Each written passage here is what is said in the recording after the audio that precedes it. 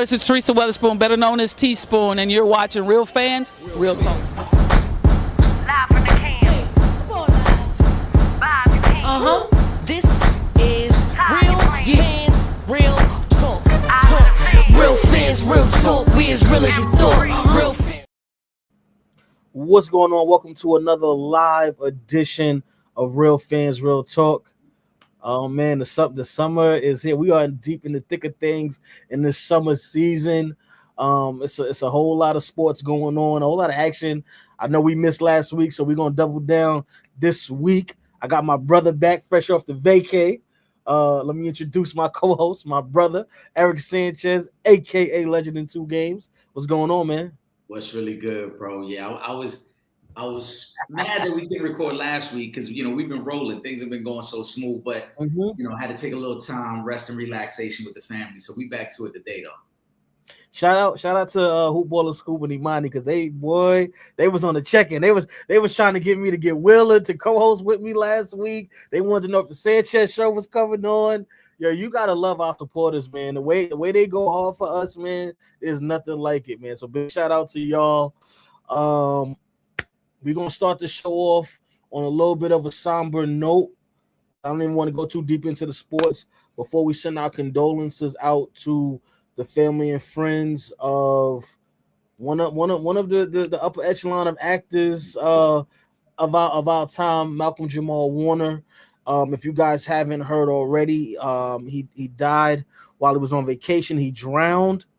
So we just want to start the show off by sending some love, prayers up to the family and friends of Malcolm Jamal Warner. Definitely thoughts and prayers out to his family. Very, very tragic news when you sent me the news today.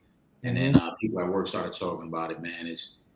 It's tough when we get to this point in our life, Trip, where kind of the actors and people we kind of looked up to, when we see them pass away, it's kind of a harsh reality of how, fragile life is, man. So again, thoughts and prayers out to his family. We grew up watching Malcolm Jamal Warner. Right, so, you know what I mean? So yeah. Shout out to Pooh. Pooh says, R.I.P. Malcolm Jamal Warner. Talk about y'all memories of him. He also did Malcolm and Eddie. Yes. I will give you two memories that I have of Malcolm Jamal Warner. One is the infamous Gordon Gartrell shirt episode. I was about to say, yeah. Shout out to our brother Sean Fontaine. Anytime I see that episode or he see the episode and we together, we both like, yo, this is one of our favorite episodes. But my man Theo came with the one sleeve all the way back here, one sleeve all the way down. You gotta love it. That and Malcolm and Eddie, man. I think Malcolm and Eddie was really an underrated show.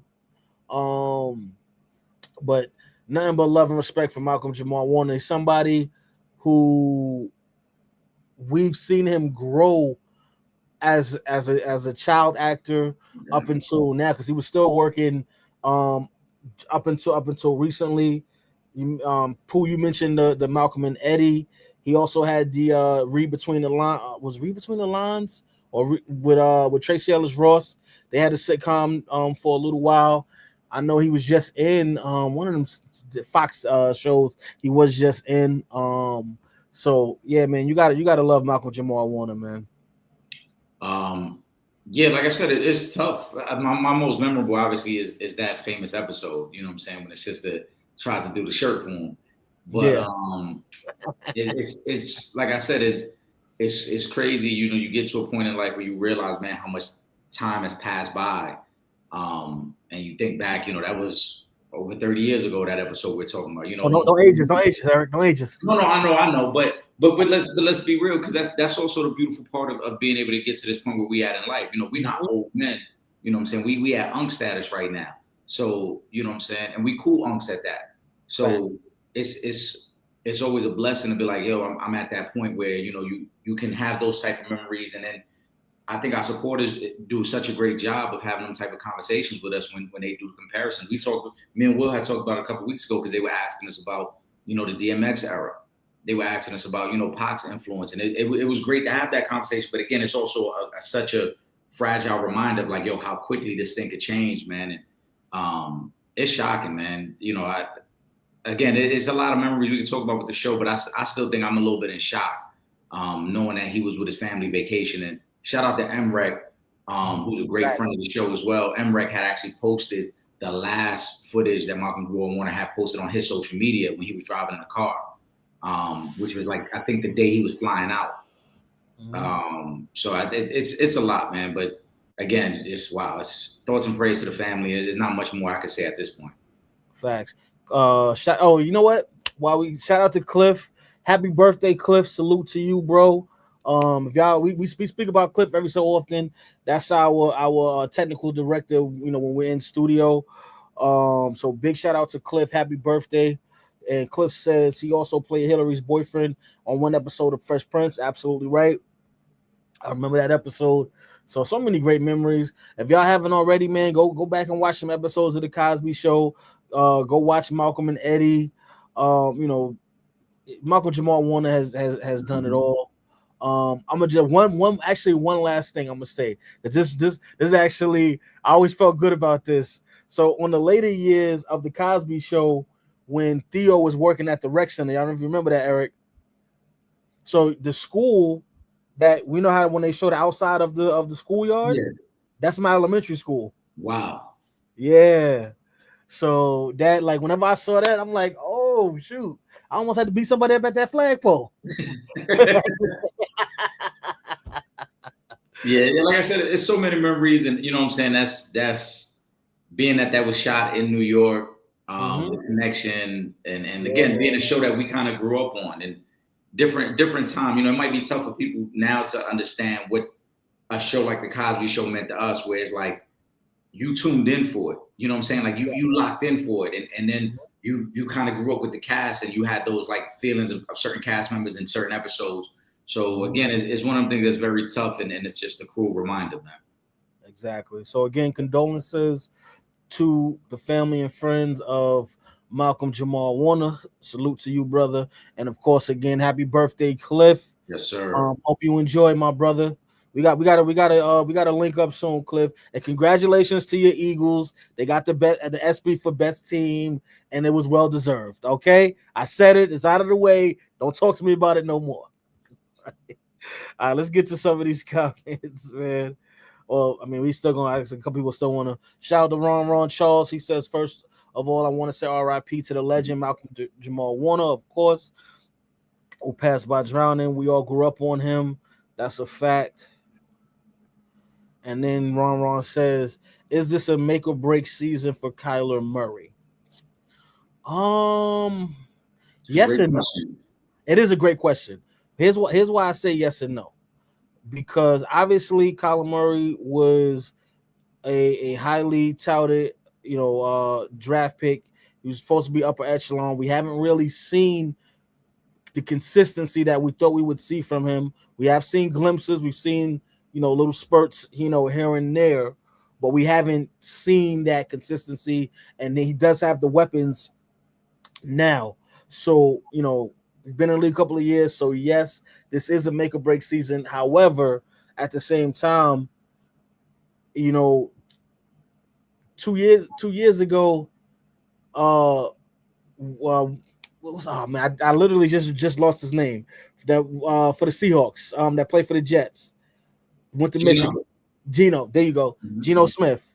I'm pretty sure everybody thought that career was dead in the water, and he goes to Seattle and revives his career, gets a whole new contract out of that situation. So I think there's always a chance, you know what I'm saying? Like you can always level up, obviously, as long as you're healthy and on the field. So I don't think he's like, this is the situation where if he doesn't play to what we expected him to play, he'll be out of the league the next season. I don't think it's like that, but it is about time, because we're well past the 3-year marker where we, what we like to give players to say, all right, well, this guy's a bust. This guy is going to be something. This guy's going to be great. And we haven't seen that from Kyler Murray. So, you know what I'm saying? So I'm on the fence with this one. I think the reason I think it's a great question is to some of the same points you just talked about, where I don't think it's make or break. He's 27 years old. So if he doesn't have a great season this year, I don't think we're giving up on him yet. Yeah. By most people's account, 28 is when you start to hit your athletic prime. So you would think that he's going into his prime right now. But when you're the number 1 overall pick, when the team has invested assets around you and in you, you are expected to deliver. And again, number 1 pick, he's going into his 7th season in the NFL. He's on a second different head coach. At some point, Kyler Murray's got to start producing like the number 1 overall pick. Now, does that mean they have to win the Super Bowl? No. And that's why I don't want to say it's make or break. Make or break to me means you got to win it all. I don't think they're at that point yet. But it is a point where they've got to be able to compete for that division. They've got to make a playoff appearance. Because with Kyler Murray, they've only been to 1 playoff game, and they got blown out in that game. So when you're talking about you being in your 7th season, and this team obviously went out and got Marvin Harrison Jr. for you to give you an elite number 1 guy. And they try to go get offensive-minded head coaches to help you develop. At some point, you got to produce. And when you look at the division as a whole, this might be their best opportunity because the 49ers, we don't know what the 49ers are really going to be. On paper, they look great, but we know the injuries really caught up to them last year. Seattle's probably going to take a step back. The defense is good in Seattle. I don't know how good that offense is going to be when you consider they lost 2 of their top 3 weapons from last year. And Kenneth Walker, their running back, is always hurt as well. So really, for the Rams and the Cardinals, this is your opportunity to win this division and try to make some noise in the playoffs. So for Kyler Murray, I think that's what I'm looking at it as. I don't say make or break again because I don't see them as a Super Bowl contender. Yeah. But I do think in your 7th season, you have to start making playoffs. You have to start winning 10 and 11 games more consistently, especially when you were the number 1 pick in the draft. And remember, granted, it worked out for them because Kyler Murray has been better than what they had in Josh Rosen. Remember, they had a number 1 pick quarterback who they gave up on quickly for Kyler Murray. So you transition thinking Kyler Murray is going to elevate you to places that Rosen couldn't. Kyler Murray's only gotten you to 1 playoff game so far in 6 seasons. You need a little bit more from him. Exactly. Another late bloomer, Jared Goff, who we, Right. you know what I'm saying? We kind of thought we with the Rams, like, all right, what we doing? Then Remember Jared Goff. People forget Jared Goff. I mean, in terms of individual, yes, I would agree he's a late bloomer. Remember, he led the Rams to a Super Bowl early on when they had a lot of weapons around them. He just wasn't good enough to get him over the hump. That's why they had to make the move for Matthew Stafford. And then Jared Goff, like you said, now has turned himself into a legitimate Pro Bowl quarterback and a consistent guy. Same thing, but to me, Kyler Murray, one of the great comparisons, I don't think they're the same athletically, but I'm just talking about the situation, being the number 1 pick, going to a team that kind of had nothing and had to rebuild. It reminds me a little bit of when Matt Ryan went to Atlanta, because Atlanta had nothing for a while, right? They were coming off the Mike Vick fiasco, and it took them a couple years. And this was right around the time when Matt Ryan won his MVP, and Matt Ryan started ascending as one of the best quarterbacks. That could be the same case for Kyler Murray. Year 7, you're more comfortable in the league, you figure things out better, and again, now you have a legitimate number 1 receiver.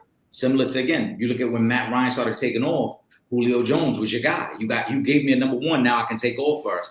Kyler Murray might be in the same situation. Yeah, I agree. Let me go to shout out to Ty Jefferson. Rashay Rice to be suspended multiple games after sentencing of 30 days in jail, plus 5 years probation for a role in 2024 multiple car crash.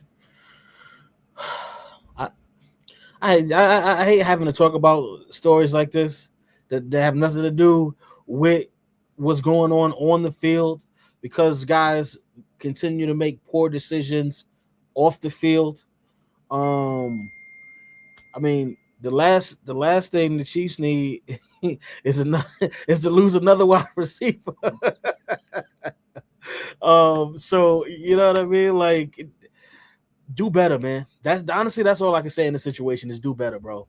Like this don't make no sense that you don't work your entire life, got to this point, because again, there are thousands of college football players that never even sniffed the NFL. You got here. You're playing with the best quarterback since Tom Brady. Okay, someone who is a first ballot Hall of Famer right now. That's your quarterback. That's the guy you have throwing you the football, and you can't get your act together off the field. Just do better, man. That's all I'm gonna say. Do better.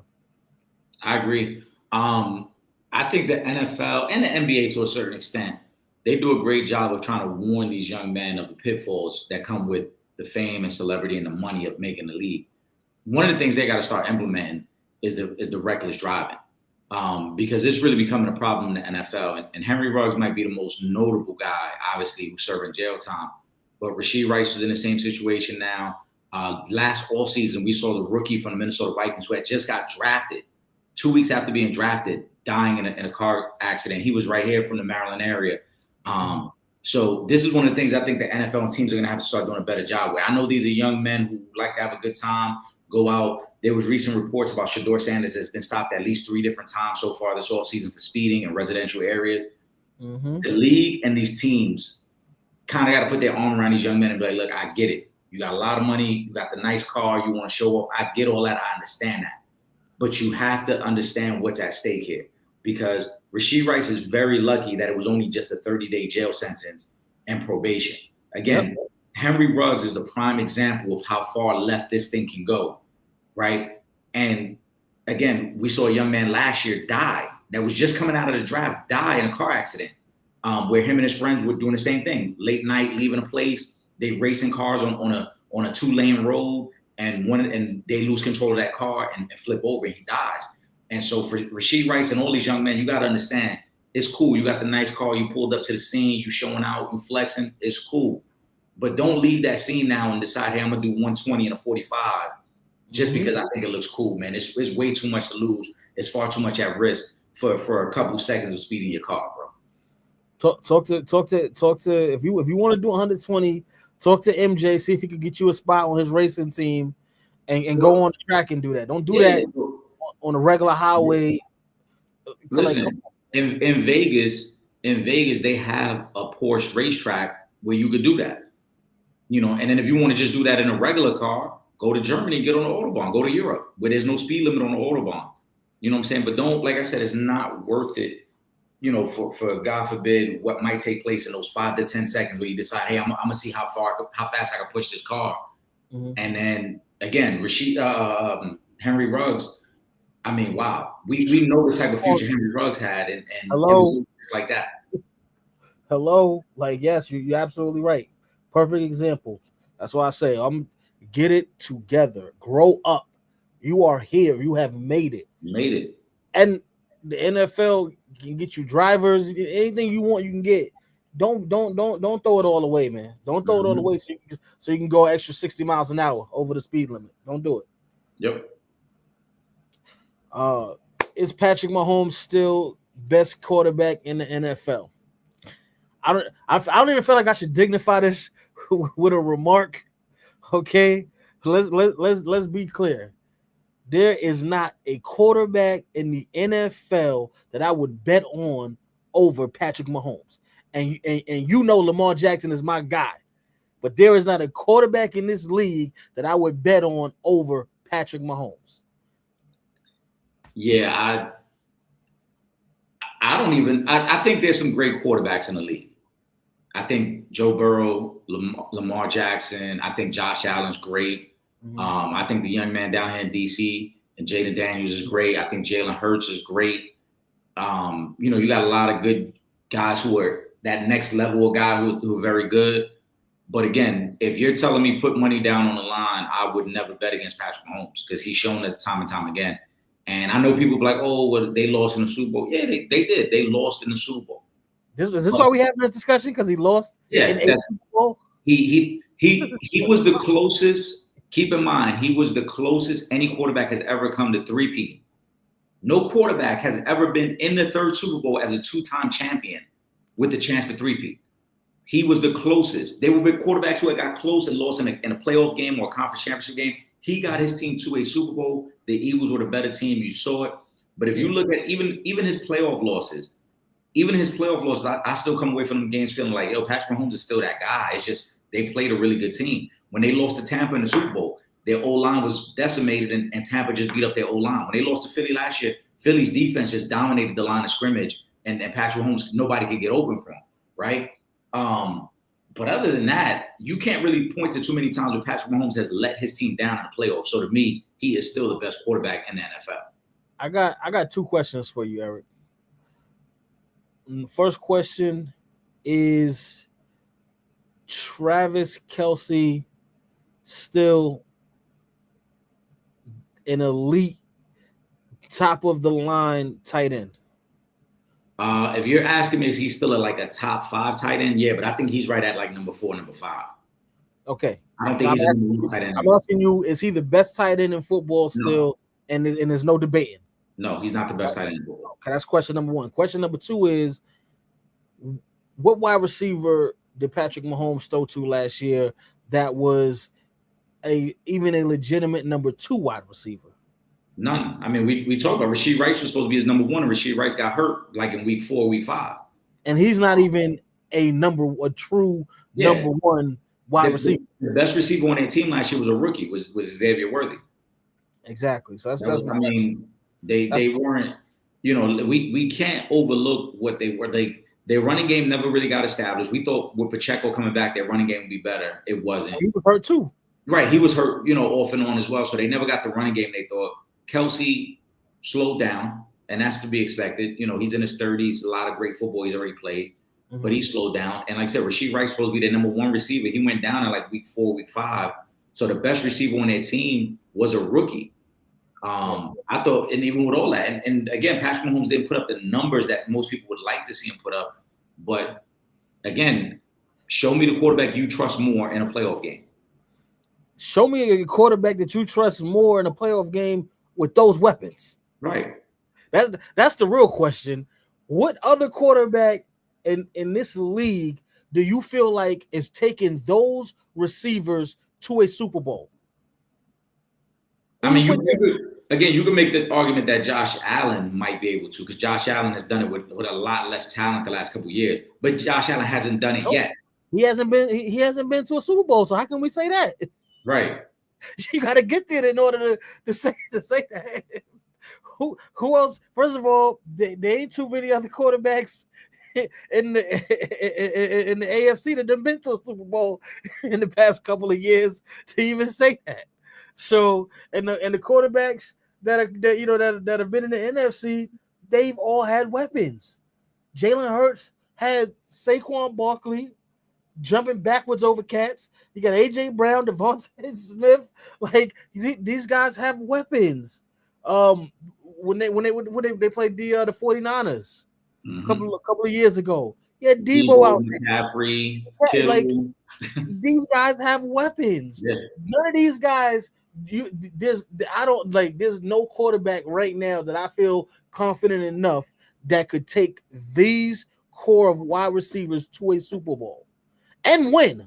Because last year they went to the Super Bowl with Juju as their best wide receiver, who's a 2 at best. I mean, that's putting it nicely at this point. Yeah, exactly. So I mean, we can't question if Mahomes is the best quarterback in the NFL. I mean, again, this is a guy who has taken his team to 5 of the last 6 Super Bowls. Yeah. And those, again, out of those 6 years, the only year they didn't go to the Super Bowl was when they lost to the Bengals in the AFC Championship game in overtime. If you he literally might have been a player or 2 away from going to 6 straight Super Bowls. Yeah. So if you swap the 2 best running backs, the 2 best wide receivers from the Eagles with the 2 best wide receivers from the Chiefs, does Jalen Hurts take the Eagles to the Super Bowl? I mean, I'll take it a step further. If you just give Patrick Mahomes that offensive line and 1 weapon, it's a different scenario. You don't even have to give him the 2 best. Just give him the offensive line and 1 weapon. My money's still on Patrick Mahomes. It's number 15. Yeah. Shout out to Devontae Harris. He says, do we have an issue with Jalen Hurts ranking? Hurts is ranked 9th on the QB list. Honestly, no, I don't. If you had him anywhere from between 6 to 9, I'm not gonna argue with you. It is what it is.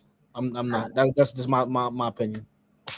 I said when we had this conversation about the top quarterbacks, I think he is like number 5, number 6 at worst. He should not be any lower than number 6. If you want to put the obvious 4, Mahomes, Burrow, Jackson, and Allen as your top 4, I completely agree with that. I think that's a more legitimate case that Jalen Hurts probably should get into the top 4 because he's had more success than Josh Allen and Lamar Jackson as far as a quarterback.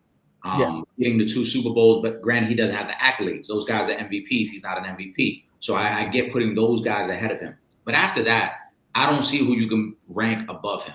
And that's no disrespect to Jaden Daniels. That's no disrespect to Tua Tagovailoa or Matthew Stafford. Maybe C.J. Stroud.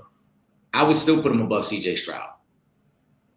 I would put him. Jalen Hurts has done more in his 4 seasons as a starter than C.J. Stroud has done in 2. And it's similar to the conversation we had 2 weeks ago, where I think we had it 2 weeks ago, or somebody might have mentioned it during the Sanchez show, where there was a reporter who said Caleb Williams is way better than Jordan Love. How is he way better?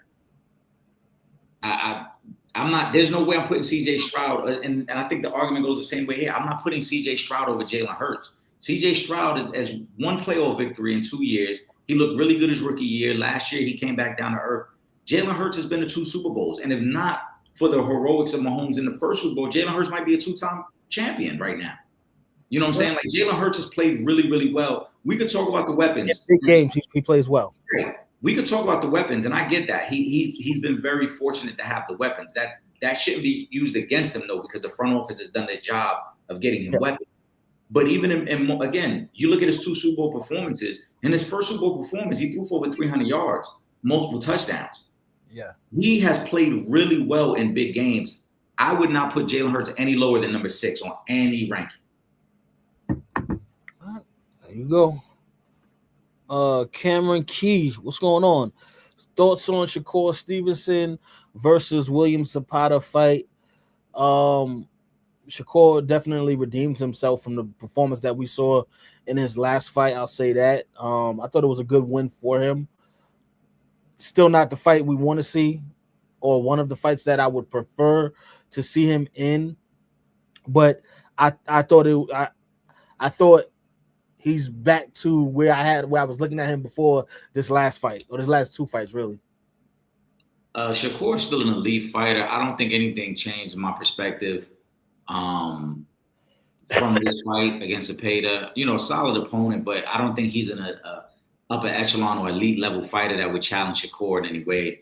Until Shakur is challenged differently, whether it be from a big puncher, whether it be from somebody who's as skilled as him as a boxer, we're going to continue to have these debates. And, I know it's boring. Shakur makes it look way too easy. But until he's tested, these are the conversations we're going to continue to have. Yeah. But congratulations on getting the win. Okay, here we go. Another make or break. Is this a make or break season for Trevor Lawrence? I think the same. It's kind of the same thing with Kyler Murray. Realistically, they did bring in Travis Hunter, so I want to see, how that works out for them. But yeah, obviously, yeah, we want to see, because again, Trevor Lawrence was somebody who, unlike Kyler Murray, was somebody that was spoken about like a once in a decade kind of a talent at QB. So for him, it really, like, you really should be getting over the hump at this point. Like, y'all got to win convincingly this year. Get to the playoffs, be a lock. Get a win in the wild card round. You know what I'm saying? Play a good game in the division series. Like, Trevor Lawrence definitely has to show up and show out this season. This is a little different, yeah. I think, again, make a break, no, because that would insinuate we're saying you got to win the championship. Yeah. But Trevor Lawrence, by most scouts, was touted as the most sure thing at quarterback since Peyton Manning. Trevor Lawrence has 1 playoff victory. He is going into year 5 right now. He's had different head coaches there. Obviously, it's not all his fault that Urban Meyer was a joke as a head coach there. But Trevor Lawrence I think in a little different situation than Kyler Murray. Kyler Murray's played in a much tougher division because we know how good the 49ers and the Rams have been over the last few years, and to a lesser extent, Seattle as well. For Trevor Lawrence, you look at that division, there isn't a great team in that division. Yeah, the Texans have been in the playoffs the last couple of years, but the Texans aren't great. The Colts aren't great. They're solid. I don't think they're that good. We know the Titans are completely rebuilding. So for Trevor Lawrence, the fact that you've only been to the playoffs one time and you're supposed to be this can't-miss prospect, that's a little troubling. I think also another part that's really troubling with Trevor Lawrence is the interceptions. Last year, as a guy who, again, has been in the league for a few years, continues to throw a lot of interceptions and make rookie mistakes for a guy who's been in the league 4+ years now at this point. So it's not make or break, but I do think this could be a defining moment in his career. He's still young. Again, he's 25. He hasn't hit his athletic peak. But it is one of them situations where if you're the Jaguars and he struggles again, you went and got the running back for him. You got receivers for him, right? If he struggles again, then you got to start wondering, like, all right, is this who this guy's going to be moving forward? And do we have to pivot with our team? Because he was supposed to be Peyton Manning type, and he hasn't been close to that. Yeah. He's also got to stay healthy, too, because he gets hurt a lot. He gets hurt a lot. But remember, one of the biggest knocks when he came out of the draft was like, does he really even love football? Because he made the statement to Sports Illustrated, like, oh, football is not really my passion. And so there was questions coming out of Clemson, like, was he just a guy that was supremely talented and naturally gifted, but didn't really want to put the work in to be great? Now we're going to see. If he wants to be great, he's going to have to put the work in because everybody at the NFL level is really, really good. Yeah. Is Jaden Daniels ranked too high at 5 on the top 10 QB list? I think so. I think so. He's coming off of having an exceptional first season. I do feel like Washington got better this off season. And they're probably basing this off of the fact that he can't do nothing because his mom be shutting everything down. So they're probably like, since he's gonna stay out of trouble, he'll be a top 5 quarterback this season. I wouldn't put him at 5. So no, for me, no, I don't think he's the 5th best quarterback in this league. But I do expect him to play at the level he played last season. But no, I don't think 5.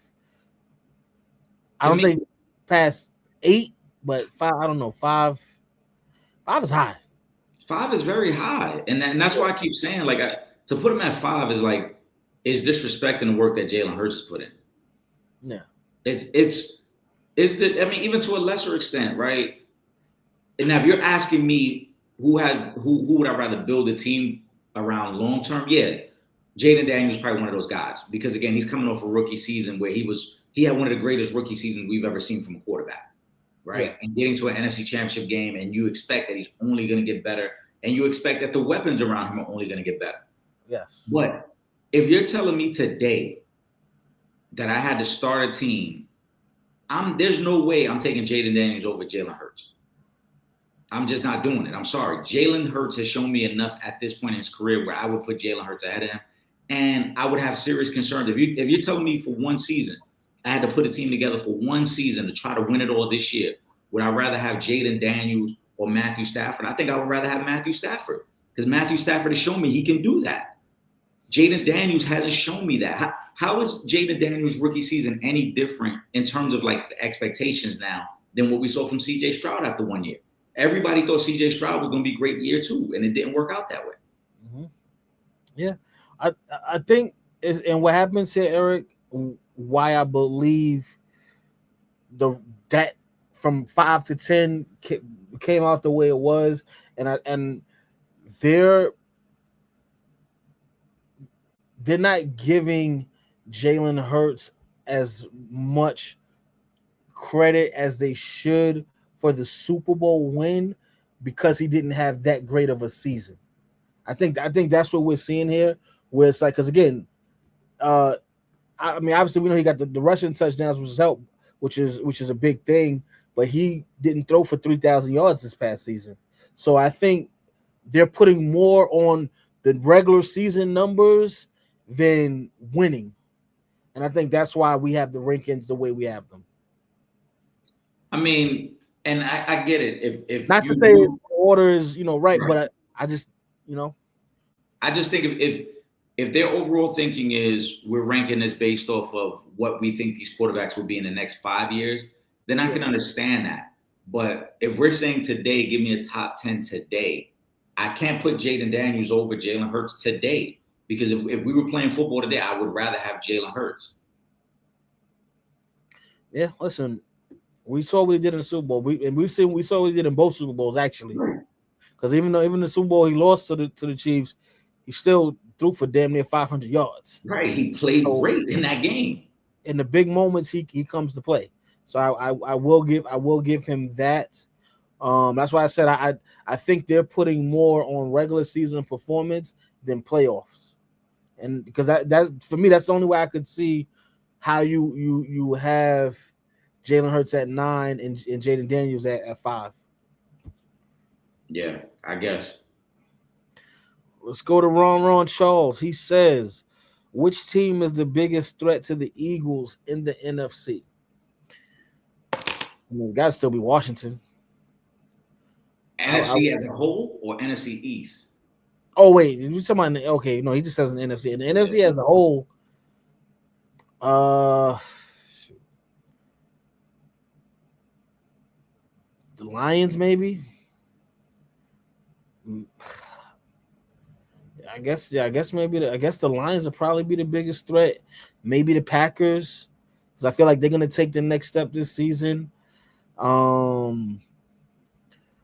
than them, I don't know who else would be the biggest threat. But and I guess if you want to throw Washington in there, I think they'll be a threat. 'Cause I do believe they got better. Obviously, we still have to show, improve, and see. But those would be the teams that I would say. I think you got to say Detroit. And it's tough because, I know recency bias will say, oh, well, the Commanders, they beat up on Detroit when they played them. They did, but also keep in mind, Detroit was missing like 7 starters from their defense, including their best player, Aiden Hutchinson on defense. So I don't know if it would have been any different. I'm not saying they would have beat the Commanders. I just think that Detroit probably looks like a different team this year if they're healthier. Injuries are part of the game, but again, if they're healthier. Another team that I think that people are overlooking, they went toe-to-toe with the Eagles last year in the snow in the playoff game, and that's the Rams. I think the Rams are really, really good, and adding Devontae Adams this year, I think will be a slight upgrade. No disrespect to Cooper Kupp, but to add a physical receiver like Devontae Adams to go with Puka, to go with that running game, I actually like the Rams a lot, not only to win that division. I think the Rams might be a top 2 team in the NFC this year. Because again, I think their division is pretty favorable for them. So and Kupp ain't been the same since he had that big. Yeah, Kupp hasn't been the same the last 2 years, but again, adding Devontae Adams with Puka and what Puka's been able to do, I think Sean McVay is one of the best NFL coaches out there. Good running game. Yeah, with the running game and Karen Williams, I think the Rams are really good. So I think Detroit, I think the Rams, and I think the Commanders. No particular order, but I think those 3 teams are the biggest threat to the Eagles. Oh, and while we talking about the Commanders, I just gotta you know where I'm going with this, Eric. You know where I'm going with it, and it's the clown that's not too far from where you are, Eric. Talking about we should change the name back to the Redskins and change the Cleveland name back to the Indians. Shut up, man. Just shut up. Show us the Epstein list and shut up, man. That's what we want to know about. All right. Yeah. There's politics behind that too, but we'll save that for another episode. The Clippers have added Bradley Beal, and today added Chris Paul. Are the Clippers legit? I thought the Clippers were legit last season. Yeah. I thought they were a good team. I think they're a legitimate playoff team. I think they can contend depending on who they're matched with in the playoffs. At this point in Chris Paul's career, outside of the veteran leadership, and this is a pretty veteran-led team, so I don't know how much he's going to really contribute to this Clippers team. Bill is a little bit different because I think he could contribute to this team if he can stay healthy and just kind of be their Ray Allen type player, their Kyle Korver, just the guy that's going to knock down, shoot them threes because Kawhi's going to handle the bulk of everything. James Harden will be there. You know, Zubac has come along very well playing center for them. They got a somewhat of a deep roster. But do I think this pushes them over the top to win a championship? No. But again, I think they were already a legitimate playoff contender. So, legit playoff contender without a doubt. I think with these moves, you can argue that they're a top 4 team in the West. I think the best teams in the West we know again: OKC, Denver, Minnesota. Now Houston, obviously, those to me are the top 4, and I think now we can make a legitimate case that the Clippers should be in that conversation. But for me, the real question here is who's going to stay healthy on this team, because now, you got all these names. All these guys miss 20-plus games every year. Yeah. Chris Paul, Bradley Beal, Kawhi Leonard, James Harden, they all miss a lot of time every year. So for me, the training staff got to be working overtime. And Ty Lue's a great coach. I think Ty Lue will find a way to make this work because, again, the more talent you have, the easier the season should be. But Bradley Beal was just in a pretty good situation in Phoenix, and he barely played. Mm-hmm. Chris Paul, there's a great opportunity to come off that bench with that team. To me, Bradley Beal doesn't really do anything for me on this move. Chris Paul, I like that part of the move. But the Clippers, to me, are still kind of where we thought they would be, like 4th or 5th best in the West. I don't think adding these 2 guys, and they added Brook Lopez, which is a nice piece off their bench as well. I don't think that's enough for me. So old now. It's just like. But again, this is what I mean. But this is what the Clippers have done, and the Clippers. This is one of those questions that somebody says: is this a make or break year for them? Because either they're gonna make it or they're gonna break apart after this. Because what else can you do? As old as they are at this point. Yeah, I think it's gonna be a break season because they're not going to win a championship with this roster. They're too old. I'm sorry. This team is really old. James Harden is old. Kawhi is older. You just added Brook Lopez, who's in the twilight of his career.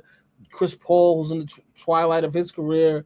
They're really old and really injury prone. Like the core of guys on this team are all injury prone. That's what I'm saying. These are all guys, right? When you look at last year was probably the healthiest Kawhi has been in 5 years. That's what I'm saying, and it still wasn't enough. And it wasn't enough. And James Harden is probably one of the most hot and cold NBA superstars we've ever had. Exactly. Because James Harden could look great for a month, and then come playoff time, James Harden would do what he did in Game 7. Who the heck is this guy? Yeah.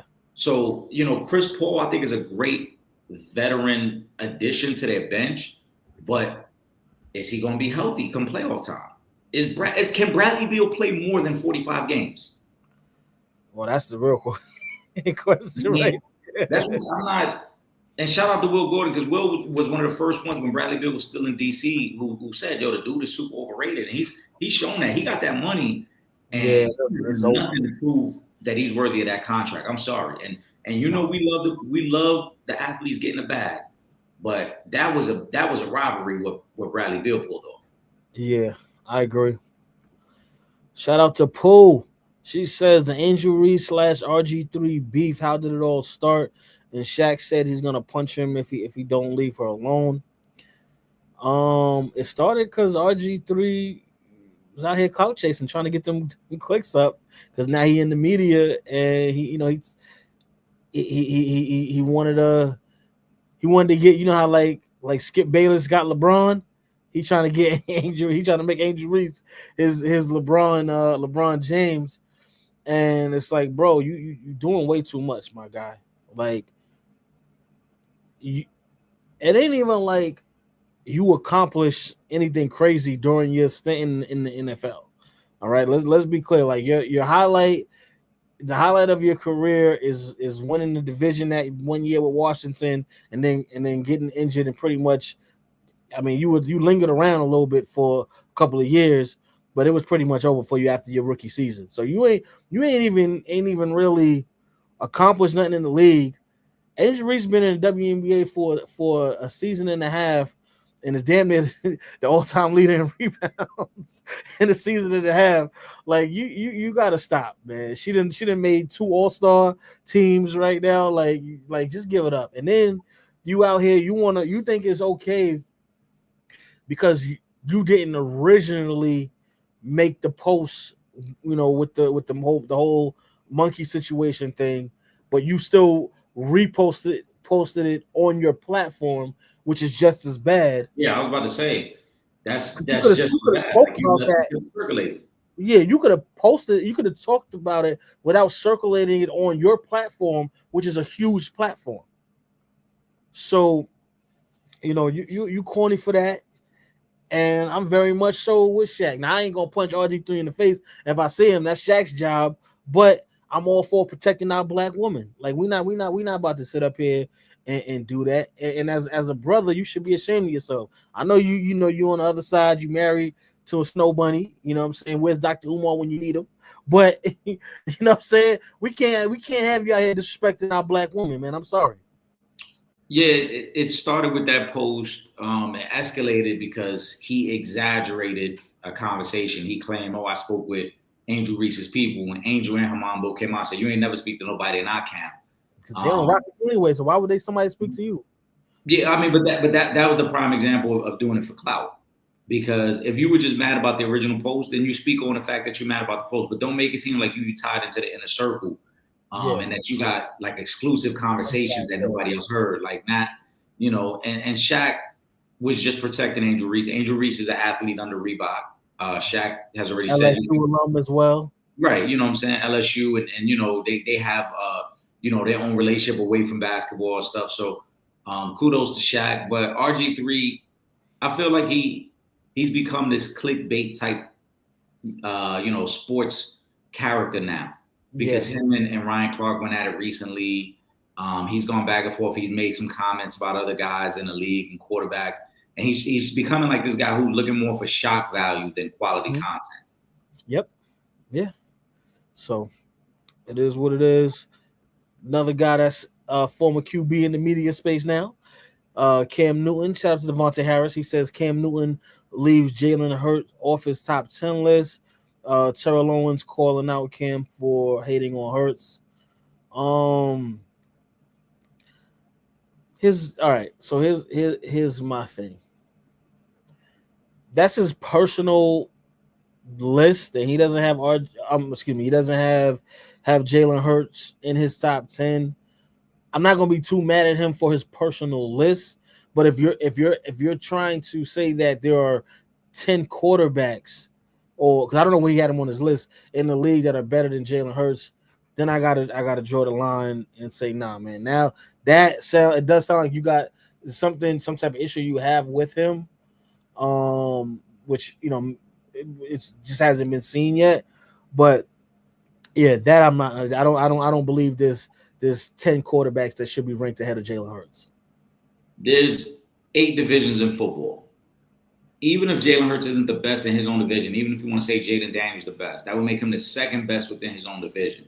Yeah. So at the very least, I'm thinking he got to be somewhere in the range of like, and that's if you were counting the top 2 from every division, that puts him top 16. Then if we start going from there, I mean, there's not 16 quarterbacks better than Jalen. That's what I'm saying. Then now it's like, all right, so you telling me there's 6? No, there's not 16.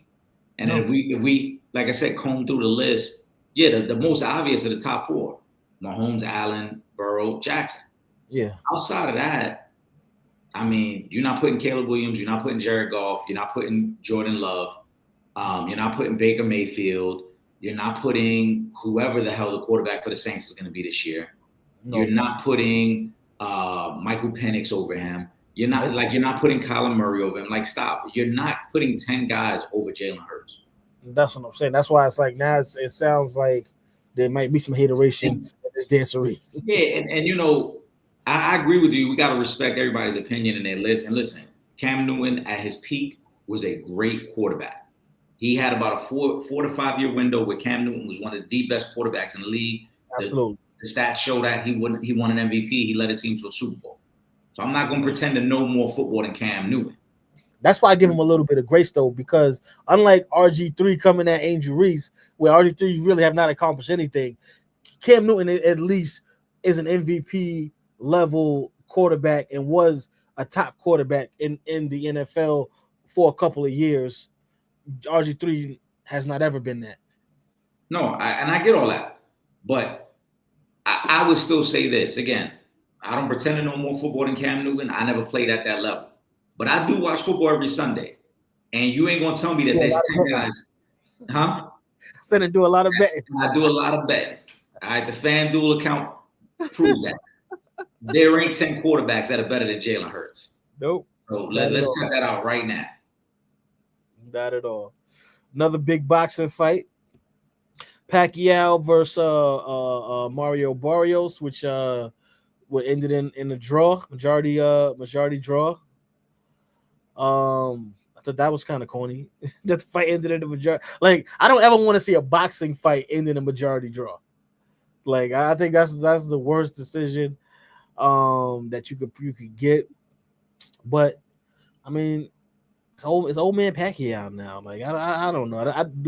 I really don't even care to watch Pacquiao fight anymore. Like, after once you stop fighting for a couple of years and you're already at quote unquote retirement age, I'm not really interested in seeing you get back in the ring anyway. That's not to say that Pacquiao couldn't, maybe knock a guy out like we are used to seeing of him, but it's an out of sight, out of mind thing. And I'm already past. There's a lot of really good fighters that are fighting right now that I really want to see fight. I really want to see this Crawford Canelo fight. Mm-hmm. I want to see Tank in the rematch with what was it? Keith Johnson. What's my man that they just fought? Jeremy Roach. There you go. Yeah, Jeremy Roach. I want to see that rematch. You know what I'm saying? I want to see Shakur fight Tank at some point or Teofimo. Like, there's a lot of guys right now that I want to see fight. Pacquiao is just not one of them. Had he won the belt, I would have been like, kudos to you. But I could care less about a Pacquiao fight right now. Listen, I mean, unfortunately for the sport of boxing, you need the name recognition to sell the fight, right? Yeah. Pacquiao had not fought in a few years, so the fact that it was a pay-per-view for a belt proves everything right there, that the sport of boxing understands the power of that name, right? Mm-hmm. No other platform or sports field where you could just come in and challenge for a championship after not fighting for a few years. But with that being said, I thought Pacquiao, I mean, he fought well for a guy who hadn't been in the ring a little bit and also is in his mid-40s. I thought Mario Barrios allowed him back in the fight. Shout out to the commentary that night who also noticed that Mario Barrios actually started the fight off really strong, and then in the middle rounds, for whatever reason, decided he wanted to fight off his back foot and allow Pacquiao back in the fight. And Mario Barrios literally, on all three scorecards, they had Barrios winning the 12th round, which is what led to the majority draw. If he loses that 12th round, Pacquiao wins that fight. So he allowed Pacquiao in. I don't know if he just felt so comfortable or whatever the case may be. But listen, for Pacquiao, the footage is up. I've said this a long time ago. For the Pacquiao supporters, y'all gonna hate that I say this. Pacquiao has been fighting for a check for years now. And y'all was so quick. When I say y'all, I mean a lot of people in the media, y'all so quick to count Floyd Mayweather's money. Y'all been claiming he been going broke for over a decade now. Floyd ain't been broke. All I keep seeing is Floyd traveling the world and buying gifts that he don't even need at this point. Yeah, but Floyd got a watch room that's bigger than my whole apartment. All right. But it's a fact. It's a fact. Trip. You know what I'm saying? Floyd is living a completely different lifestyle. But leave that man alone, please. Nobody talks about the fact that Manny Pacquiao has continued to take fights after all these issues he had with the IRS, after being a governor in the Philippines, and then there was allegations of misappropriated funds. And this ain't to slander his name. I'm just calling it what it is. We talk a lot about guys hanging on past their prime. Manny Pacquiao is like 47 years old now, still fighting. And after the fight, still came out again and said, I'm still looking to get another fight or two, which to me lets me know you're in financial trouble. This is the same situation Muhammad Ali was in at the end of his career, where Ali was hanging on and taking whatever big payday he could take to kind of compensate for where he was at financially. That's the part I don't want to see with Manny Pacquiao. If you were just doing it for the love of, hey, I still feel like I got something to contribute, cool. That's one thing. Right. But the fact that you took 3 years off, then decided to come back for this payday, and now you're just looking for a quick, and then he even, of course, threw Floyd's name out there again. Like you want to fight Floyd because you know that would be an easy $50 to $60 million check. Yeah, nobody's doing that. We know where you're at, we know where you're at right now, and that part is sad to me. This is not what Manny Pacquiao should be doing at this point. I'm gonna be honest with you. I don't think he should have got a title shot in the first place. I agree, but again, exactly. But you're right. And for Mario Barrios, he had to capitalize off it too. Mario Barrios is a champion that a lot of people didn't know, so he used this as an opportunity. Hey, let me get my name up too. That's probably gonna be the biggest check he's got anyway, and he'll get a little name recognition. People did not tune in. I'm sorry, people did not tune in for Mario Barrios. They tuned in because Manny Pacquiao was fighting. Yes, basically. All right. Well, let me go to this next. The Cooper Flag showcase why he's the number one pick. He shot bad game 1 and had 31 game 2. Then they shut him down. Why shut him down? You know why they shut him down? Because of Chet Holmgren. That's why they shut him down. Because you don't want to take a chance. You know what I'm saying? Obviously, Chet, I think was like a Drew League game where Chet got hurt or something like that. But you don't want the guy you just drafted and it's supposed to be the future of your franchise playing extra unnecessary games.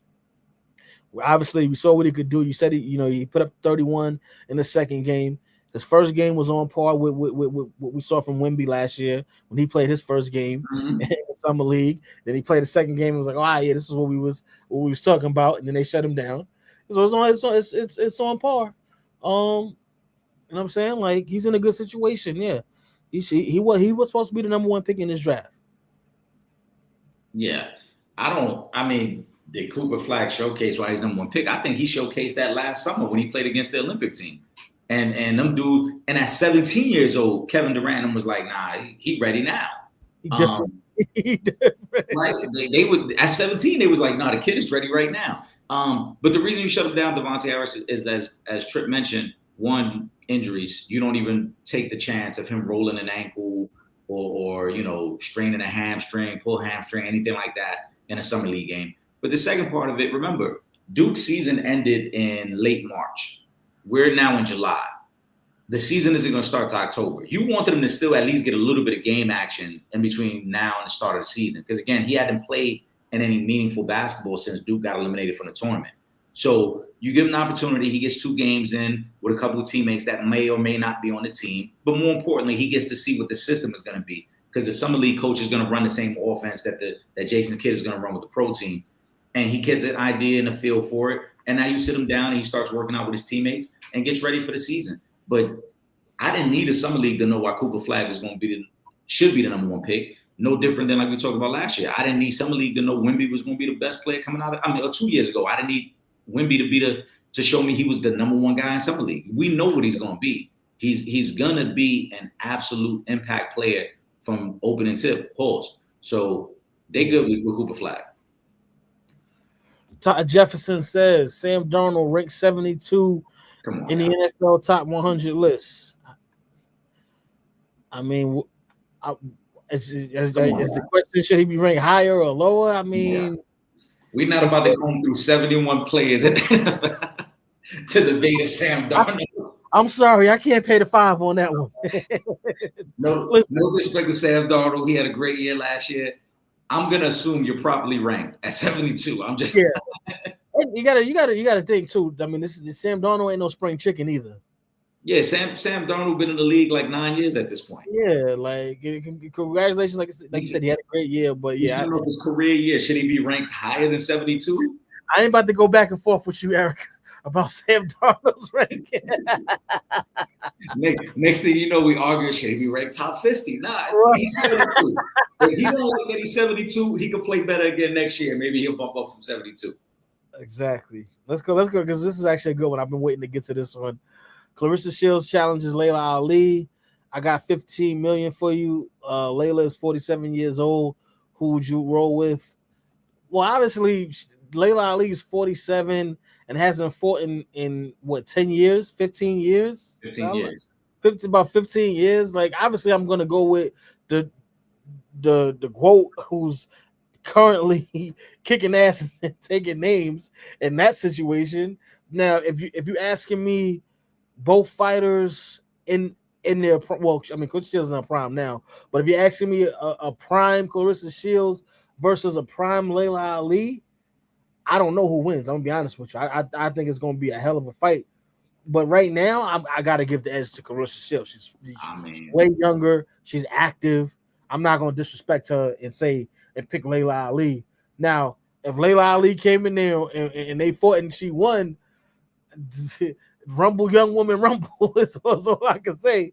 But I'm not going to disrespect the work that Clarissa Shields has put in this past decade and to get to where she's at, to be undisputed in multiple divisions at the same time. I can't disregard that for a 47-year-old Layla Ali who hasn't boxed in over 10 years.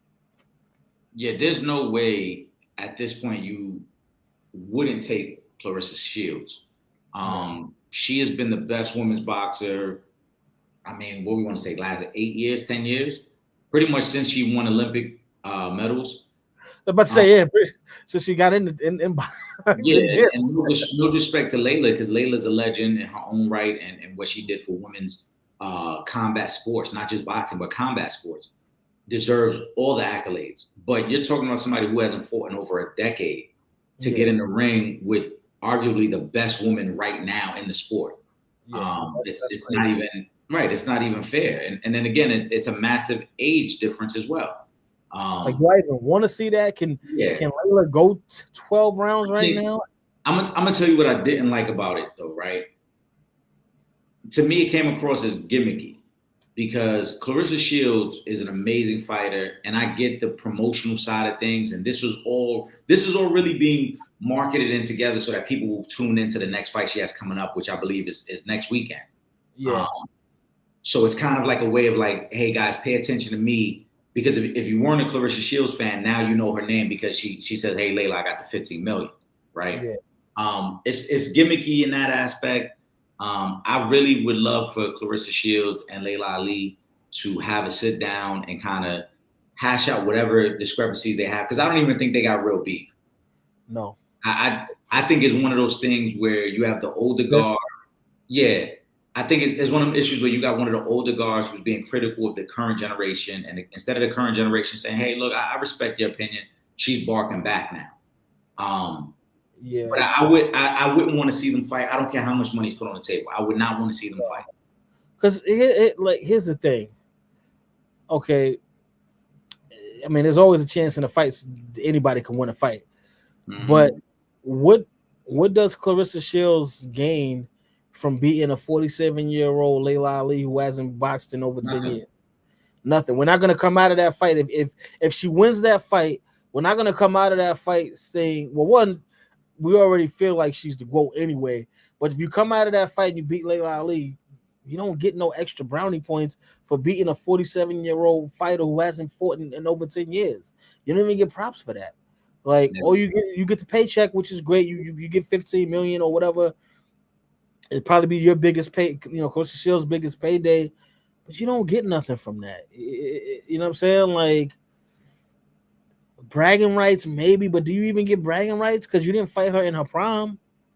So you don't get anything but a paycheck from this. I don't want to see. That's all. It's a paycheck. I don't think it really does much for your brand because, again, it doesn't. It does nothing. Most of Clarissa Shields' fight, most of her fans never got to see Layla fight anyway. So it's not like you're bridging a gap between like, oh, my people who are my fans were also fans of hers, and now we're having this historic moment. It does nothing for you. It does nothing for your brand. It's very Jake Paul-y. It's what? It's very Jake Paul-y. That's about the fight.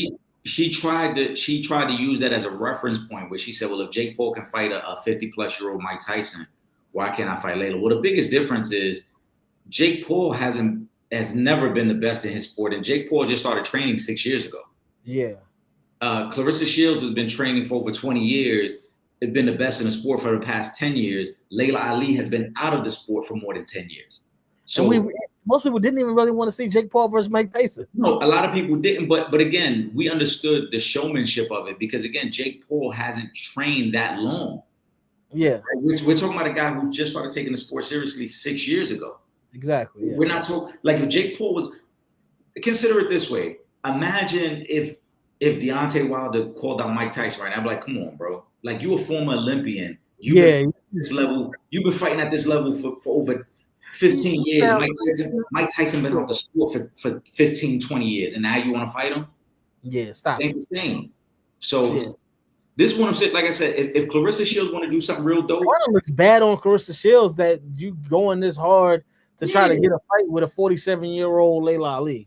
I think what would be dope is if they got Max Kellerman to mediate it and they kind of sat down to like hash out whatever issues and talk about what they're trying to do for women's sports.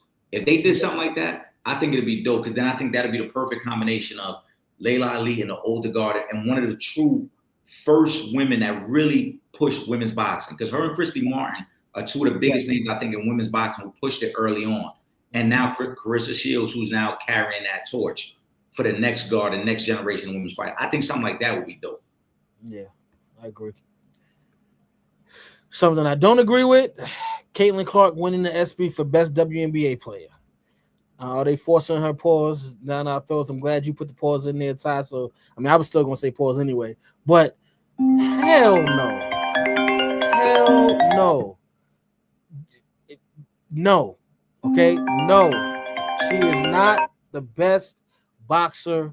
I mean, excuse me. She's not the best WNBA player. I'm sorry. And it's not even close. It is not even close. The fact that I think this is a bunch of BS. And this is where, like, when you're talking about, like, all right, like, I get it. She's the future of the WNBA. She's bringing a lot of viewership. But that don't mean we just going to start throwing accolades at her just based off of that. Yeah. There's no way. You're not on the level of Asia Wilson.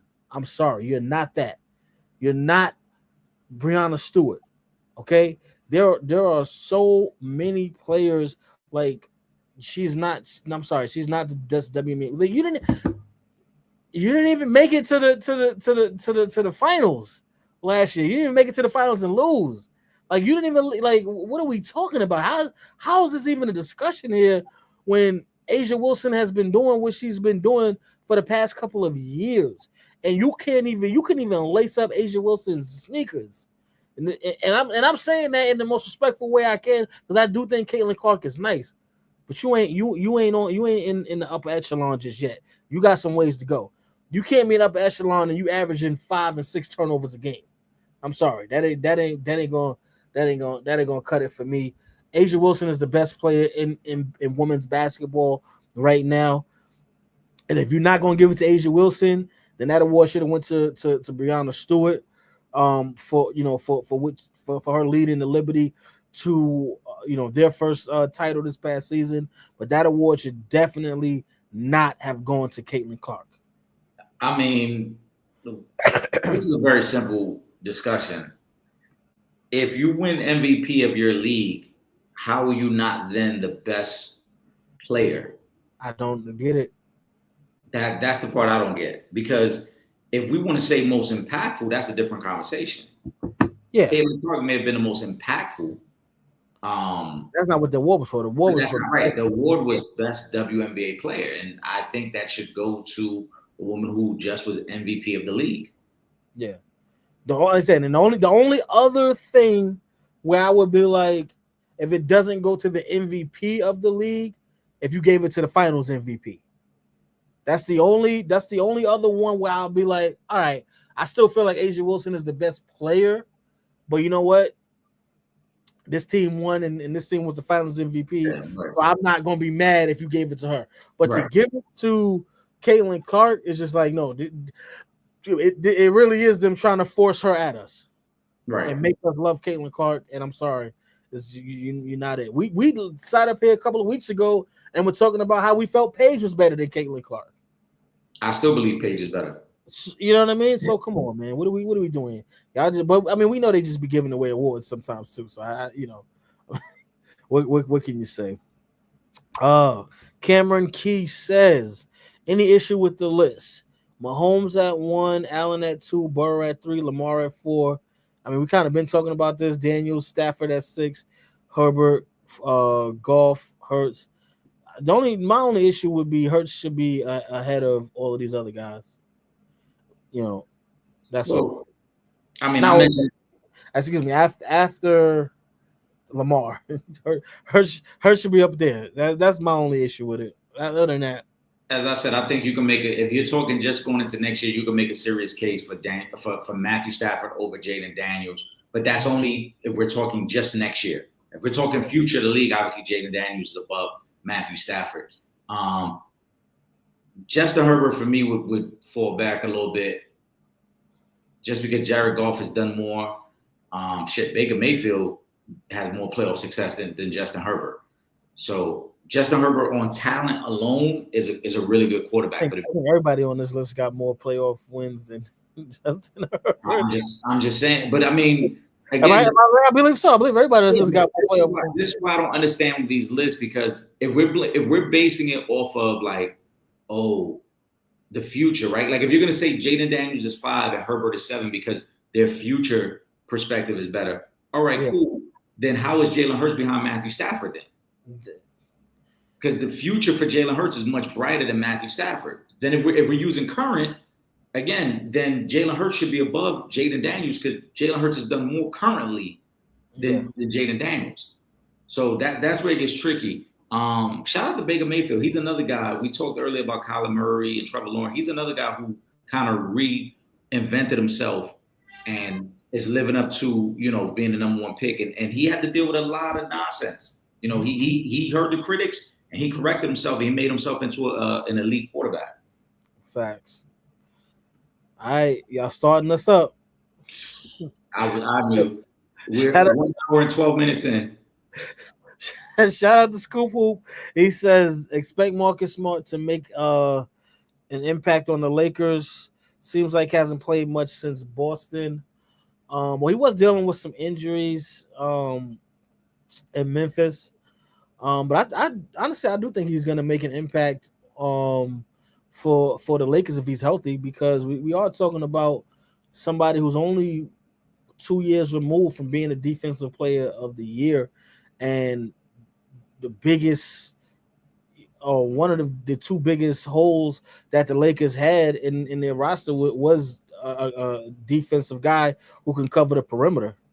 And Marcus Smart is, what I'm saying, he's the epitome of that kind of a player. So as long as he's healthy, I think he's going to contribute. He can knock down the 3. He's one of the toughest guys in the league. So, yeah, I think he will make an impact for the Lakers. I think he can make an impact. I just don't know how he's going to fit next to Luka and LeBron, because Marcus Smart is not a great shooter either. And like I said, the Lakers need more shooting. So defensively, if he's close to what he was in Boston a couple years ago, he can be an impact guy and he can help Luka, because we know Luka's not going to defend the best perimeter guy. That could be Marcus Smart. Or any perimeter guy. Or any perimeter guy for that matter. But if you're telling me you out there with a lineup of Luka, LeBron, Ayton, Austin Reeves, and Marcus Smart, where's the floor spacing? Well, who's the shooters out there? And that's why I don't know what type of impact Marcus Smart can really have, because unless he can consistently knock down 35% of his threes, I can see JJ Redick not using him a lot in the second half of games, especially games that are close, because they're going to need more spacing on the floor. Yeah. So we're gonna see how it goes. But he does need to be healthy. That's the most important part. He got to be healthy. All right. Shout out to Imani. She says Klay Thompson and Megan Thee Stallion have confirmed they are dating. Is this a PR stunt? Klay ain't never posted so much on socials. Shit, they posted themselves working out this morning. She was just dating Torrey Craig 3 months ago, but Klay like that kind of woman. Tell her this, that's last at the training camp. Listen, all I'm gonna say is this: if I had the opportunity to take, to experience Meg Thee Stallion, I'm gonna take it. I'm not mad at Klay Thompson for taking it. He did what the hell he was supposed to do. You need all that stallion. So congratulations to Klay. The Splash Brothers win again. Yeah, shout out to Amani. I don't think Klay wanted it to become public, but when that initial picture leaked and people started zooming in the background, he had no choice. You kind of got to roll with it at that point. Paparazzi. Right. I mean, well, she posted it was a picture poolside that she posted, and everybody zoomed in and saw him like chilling, lounging in the background. Is that Klay? Yeah. So I don't think he was expecting to go public with it, but once the picture came out and people started putting the 2 and 2 together and reading the tea leaves, it was like, all right, let's just roll with it. You dating Meg Thee Stallion. It's going public. At some point, yeah. It was. You just got to be ready for it. Shout out to Will Gordon, man. What it do?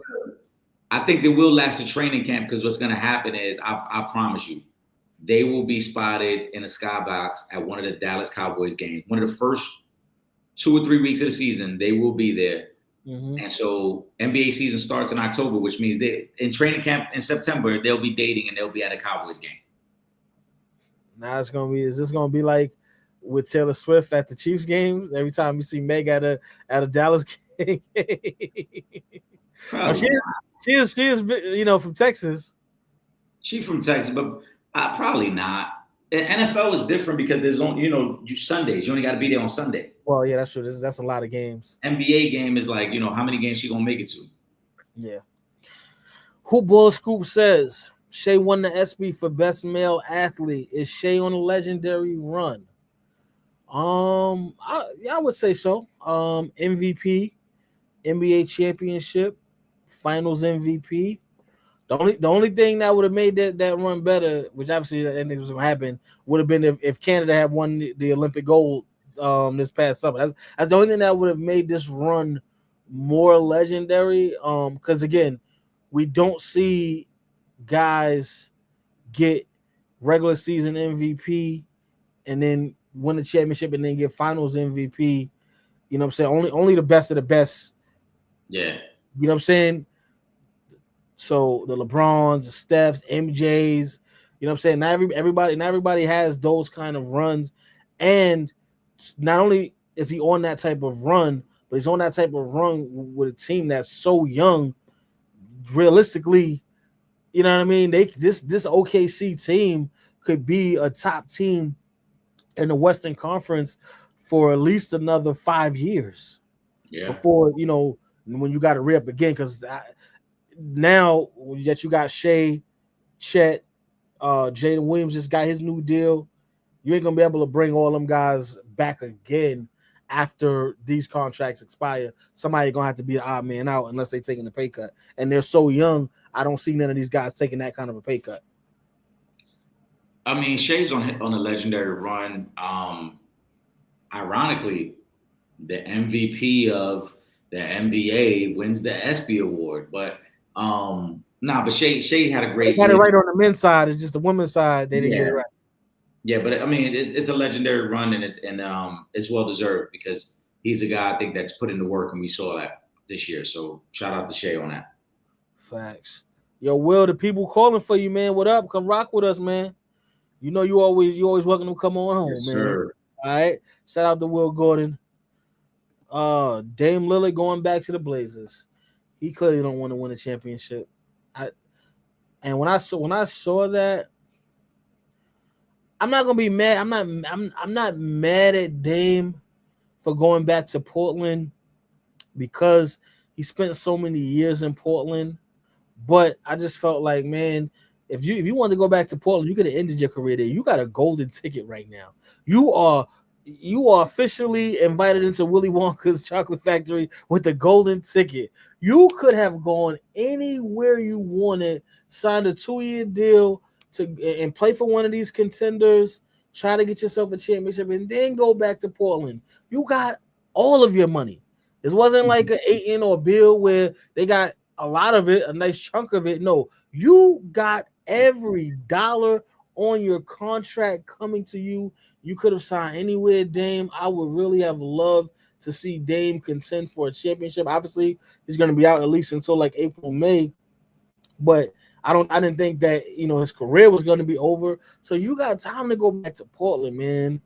I would have loved to see him sign with a contender, man. This is going to be a bit of a hot take. I don't think he's ever going to play for the Blazers, though. I think this was all done as a business move. He gets to rehab at home because his kids are there. As we talked about before, even if rehab went perfect, he probably wasn't going to be ready to come back until March or April. Yeah. Obviously, we know the Blazers are not going to be in title contention, so he's not rushing back to play with them. I think he's using this as an opportunity to rehab at home with doctors that he trusts because of all his years in Portland. And either at this trade deadline, depending on how he's progressing, or next offseason after he's had a full year to recover, they're going to flip him for assets. The contract isn't terrible. Yeah.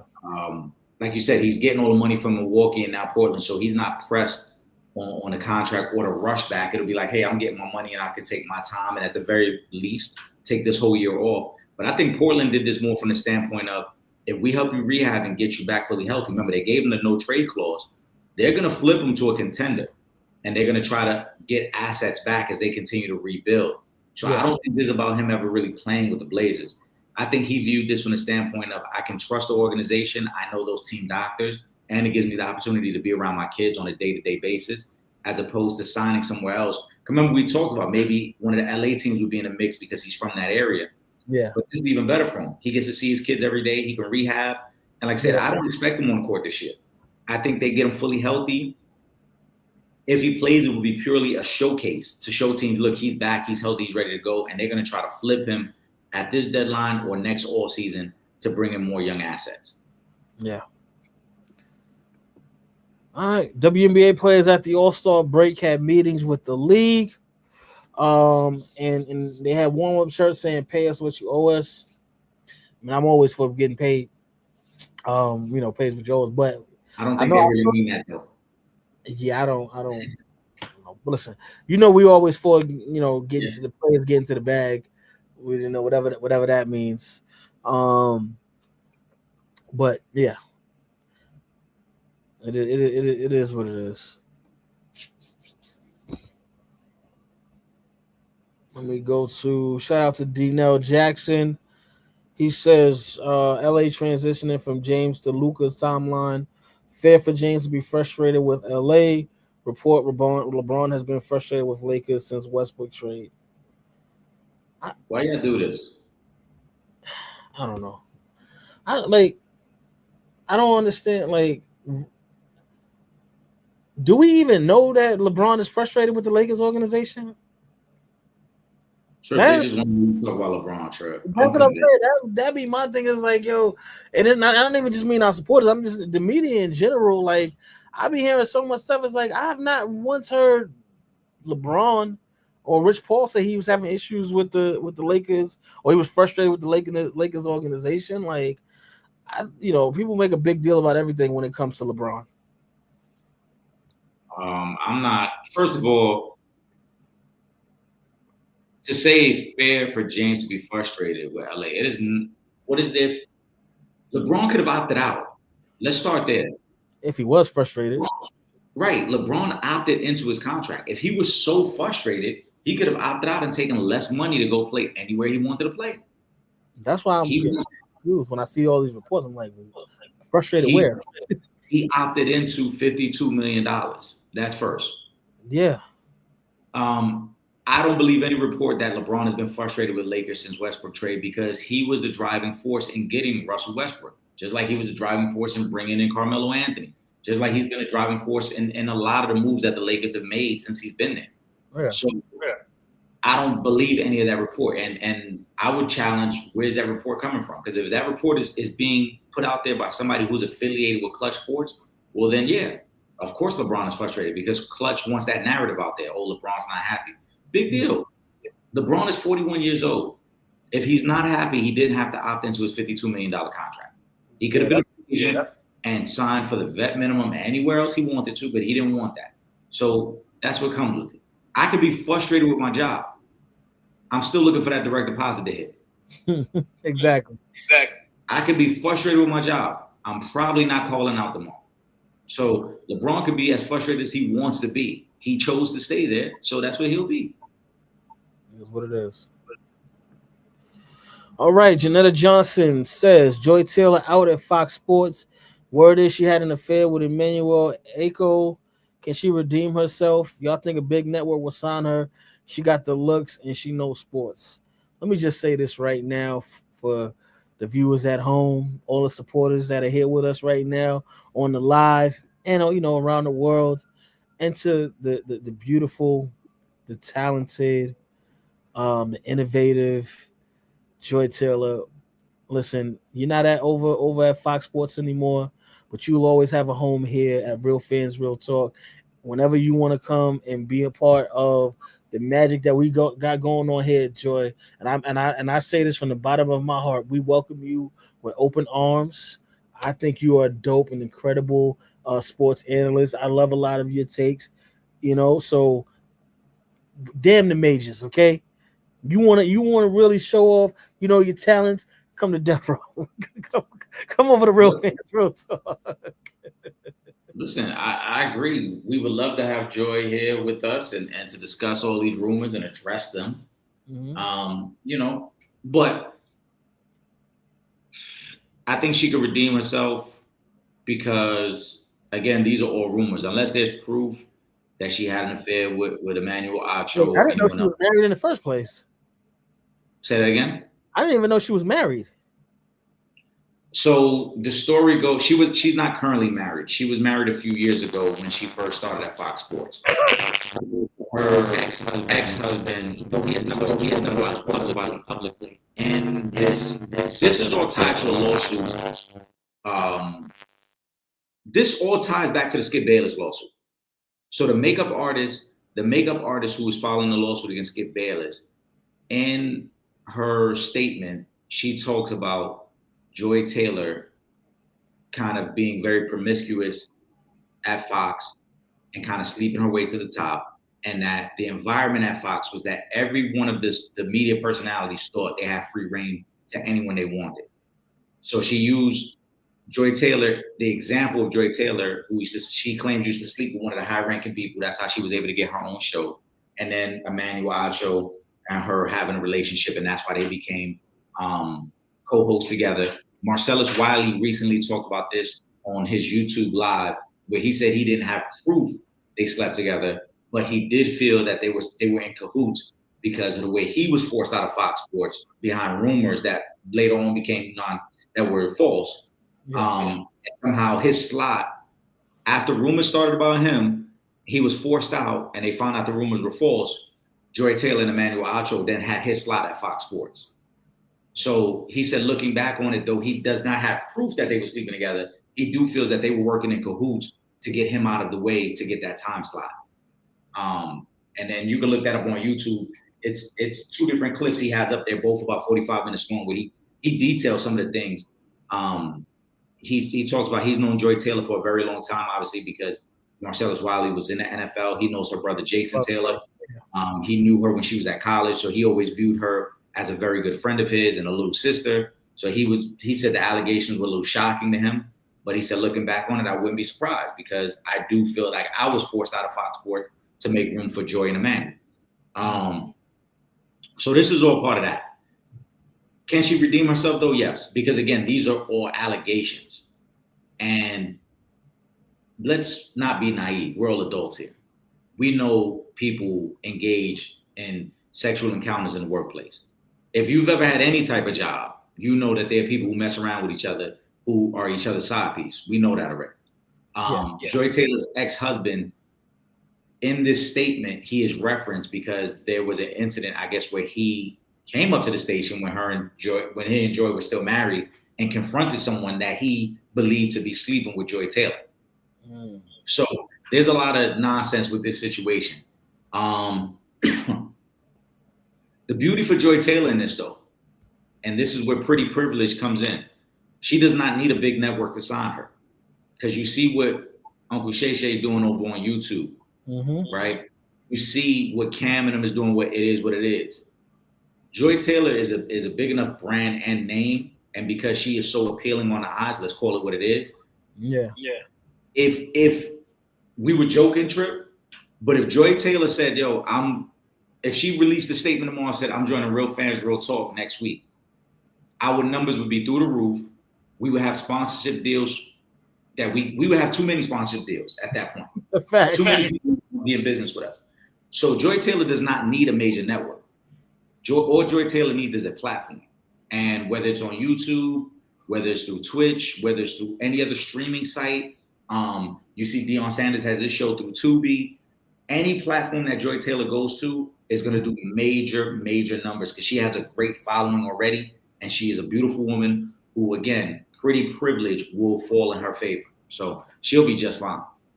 Facts. Shout out to Dion Hoops page. He says, what would success look like for Caleb in year 2? I mean, in a tough division, so I ain't gonna say win a division because I just don't think that's gonna happen. I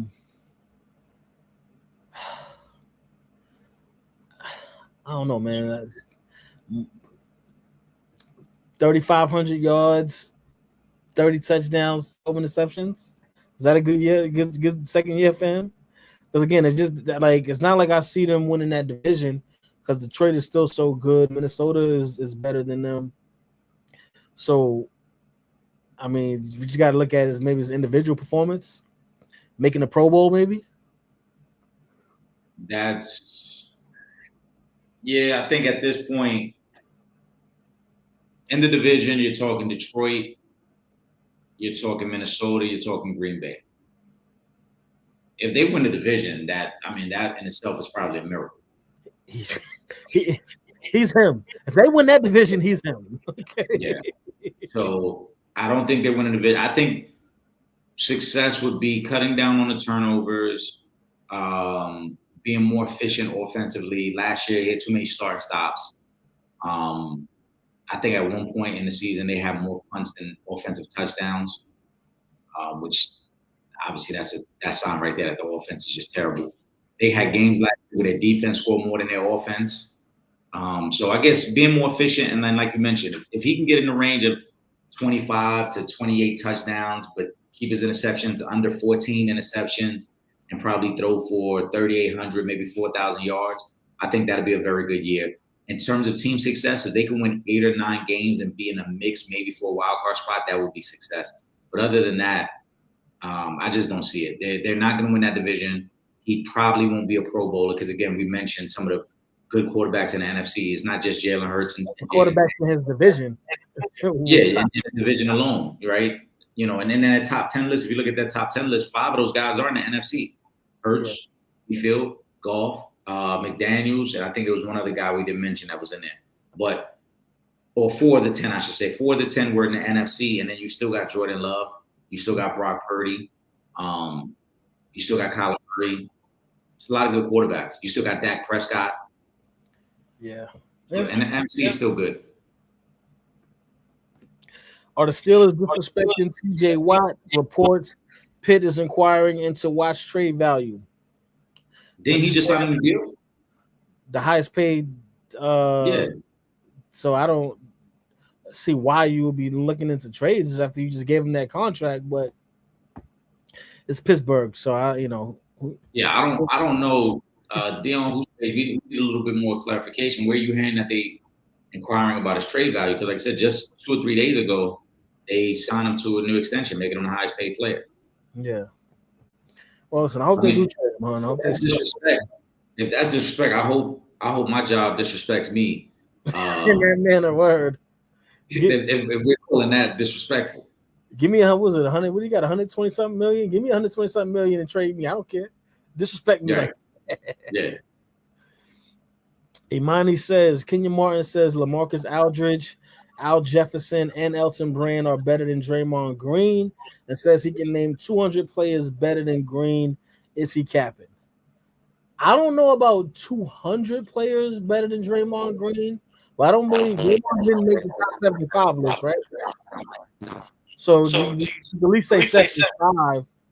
But out of these guys up here, I would definitely say LaMarcus Aldridge was better than Draymond Green. I may say Elton Brand was better than Draymond Green too. Al Jefferson, I don't know about. I don't believe I would put Al Jefferson over Draymond Green, but definitely LaMarcus Aldridge. I think it's clear that LaMarcus Aldridge was a better player overall than Draymond Green. But yeah, Al Jefferson, I don't know, and I'd have to go through all of the rankings to say if there's 200 players better than Draymond Green. And I generally give Draymond, even though I'm not really a fan of Draymond, but I do give Draymond a lot of respect for the work that he's put in, being a defensive player of the year. But yeah, I mean, 200 is a lot. This is cap by Kenya Martin. First of all, Kenya Martin knows this too, because again, Kenya Martin is a very smart basketball mind. Mm-hmm. You can say somebody's more skilled. Like if you put Al Jefferson and Draymond Green on the court together, yeah, Al Jefferson is more skilled offensively.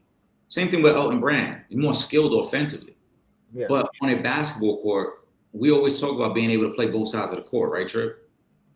Yeah. Those guys were not better than Draymond Green defensively. No. Those guys, I never saw any of those guys play point forward on their team either. So Draymond Green, though he is limited offensively, we know he's limited. There's no question about that. Draymond Green is still a highly skilled basketball player. Mm-hmm. And don't let the fact, he averages single digits, that does not speak to his impact on the game, because Draymond Green is the reason that the Warriors were ever able to even go to the lineup of depth. Draymond Green is 6'8" playing center and was so good defensively, he could guard the 5, the 4, the 3. If you put him in a pick and roll, he could hang with the guard out there. He was the reason that the Warriors were able to change the way they played as a team, because they could still play quote-unquote small ball and allow Draymond to initiate the offense and be the point forward. Yeah. So there are not 200 players better.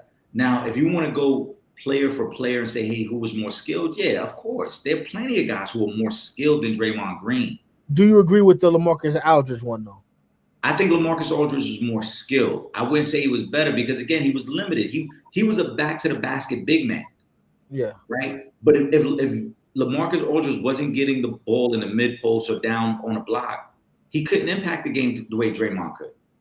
Because could he guard a point guard on a perimeter and then bring the ball up on a fast break and then initiate your offense? He couldn't do that. No. Right? So, again, if we're talking one-on-one style basketball, yeah, more skilled, of course. We had this conversation around Michael Beasley. Michael Beasley is one of the most gifted offensive players the NBA has ever seen. Yeah. But that does not mean that it translates to you being a better player on a basketball court in a 5-on-5 setting. If you're talking one-on-one, if you're talking one-on-one, there's 400 guys better than Draymond Green. Yeah, facts. But that's not the conversation. The list and the context of this conversation that we're having were Draymond Green being a top 100 player in the context of NBA basketball. Yes, he is that. He's proven his value. We got to stop trying to knock what he did to make it seem like, because he didn't score 20 points a game. So what? Yeah, he contributed in other ways. Right. Like we sit here and we big up Jaren Jackson. Jaren Jackson's a 7-footer who don't grab 6 rebounds a game. Yeah. Nobody talk about his limitations there. I tell you this, you can't tell me 200 players that got a better resume than Draymond Green. Right. That I will say. I know you ain't gonna tell me 200 players that got a better resume than Draymond Green. You can't. So it is what it is. Hoop Baller Scoop says Bleacher Report's top 100 NBA players ever list came out. Jordan at the 1, Braun at the 2, Kareem 3, Magic 4, Russell 5, O'Neal 6, Duncan 7, Bird 8, Wilt 9, Curry 10, Kobe 11, Durant 14, Jokic 18. A lot of former players expect Gil thinks Kobe gets hated on. I don't. I'm gonna be honest with you. I don't think Kobe gets hated on. If anything, they glaze Kobe a little bit too much. Because I'm gonna be honest with you. I really don't have an issue with the guys that are in front of Kobe on this list. If you want to argue, maybe Steph, but other than that, I don't really have an issue with the list. I don't even have an issue with Steph being ahead of Kobe, but if you want to argue it the other way, I'm not going to be mad at you. Yeah, I mean, I think it's pretty accurate. I'm saying like there's nothing on here. When I look at this list, I'm not like, nah, no way. I'll say this. Shaquille O'Neal might be the one guy that's ranked a little bit too high. And I still think Shaq would be a top 10 guy. I just think Tim Duncan was better than Shaq. That would be my only thing. But again, that's not a gaping, you know what I mean? I would put Duncan ahead of Shaq. But and I think Shaq would admit that too. If you put these 9 other guys with Shaq on the list, he would say the same thing. Like, look, if I'm top 10, I'm top 10. I'll take that. If you got this guy slightly above me or below whatever, I'll take that. It's tough, bro, because I personally think Kobe does get a lot of love. And we hear a lot of the stories from people who were connected to Kobe and have relationships with Kobe. I think Kobe gets a lot of love. But we can't dispute the impact those 10 guys had in front of him. Yeah. Even Steph. Like, Steph has changed the game of basketball. Mm-hmm. And when it's all said and done, no disrespect to Kobe, Steph's career is going to be better than Kobe. Resume-wise, everything about Steph's career is going to be greater than Kobe's. Yeah. Like, if the list came out and Durant was and Steph was 10, Durant was 11, and Kobe was 12, I'd be like, nah, y'all bugging out. You know what I'm saying? But nah, they got it. I think they pretty much got the list right, man. I think it's pretty fair. I mean, Durant at 14, I don't know if he stays there much longer because of the things that Joker's doing. Joker will probably pass him eventually. There's a good chance Giannis will pass him. Joker, Giannis, Luka, like those might be the 3 most obvious guys that are probably going to pass Durant that are currently playing. Yeah. And then whoever we don't know what the future holds. Right, and then what if we are in the middle of a Shai Gilgeous run right now? Yeah, Shai. Or I mean, you got Wemby coming too. If he stays healthy, he got a long way to go though. I'm talking about guys that have already accomplished something. Yeah, like Joker, Luka, and Giannis to me are the 3 guys that are probably threatening Durant's spot right now. Yeah, I mean, Joker already got with 3 MVPs at this point. Yeah, so there's a good chance that he might be. Not even might. Championship. Yeah. So I'm okay with the list. Ron Charles says the Kobe Bryant at 11. Sometimes I think we make Kobe better than he kind of was. Personally, he's in my top 10, but if you factor everything, he might be 6 or 10-ish. I mean, listen, one thing I will say, and again, Eric, I'm not a Kobe fan. I've never been a Kobe fan, but I've also given him his respect for what he's accomplished in the league. But I think what happens with Kobe is because he died, people try to give him more than what he should be getting. And he should be getting a lot because he had an exceptional career, one of the greatest we've seen. Right? I don't think there's 15 guys that had a better career, better NBA legacy than Kobe being Bryant. Right? I agree. But I also feel like people try to give him an extra push because he's not here. I agree. And it's one of the things that we talked about in studio where we said Kobe didn't get an opportunity to really get his flowers because he passed away so close to him retiring, right? Yes. It's not like he's 70 and passed away.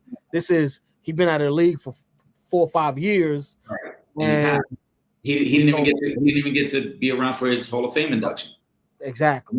So he didn't get the opportunity to get the flowers from everybody and everybody praise and say, hey, look, I may have hated you as a player, but I loved your competitive spirit. I love everything you did for the game and the ambassador that he was becoming for the women's game as well. Yes. But I agree with Ron, and I agree with you as well. It's if you factor everything in, I've had this discussion with so many people because people just don't want to admit it. If you're talking skill, Kobe was more skilled than LeBron. But if you're talking resume, LeBron's resume is better than Kobe Bryant. And people don't want to hear that. People don't want to admit it. It's the truth. LeBron James came in from day one and had to be the guy. Kobe had the benefit of having, again, if you're telling me Shaquille O'Neal is a top 10 player of all time, Kobe came in as a rookie with a guy who was already an MVP caliber player. He got the benefit of growing into who he was going to become as a player. Yeah. Right? LeBron didn't get that. So if we're comparing just those two guys, and when you look at the rest of the list, I think that goes for all those guys. Tim Duncan had to be the guy. Bird had to be the guy. Yeah. You know what I'm saying? All those other guys, you look at the list, they had to be the guy. So how can you put Kobe ahead of any of those guys when Kobe got the benefit of kind of sitting back and developing into Kobe Bryant? Those guys had to come in from day one and be the guy. Think about it. Kobe might not have been the guy until maybe year 8, 9? When did Shaq leave LA?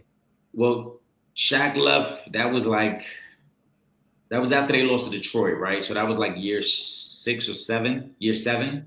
Yeah, for Kobe. So you didn't. Kobe didn't become.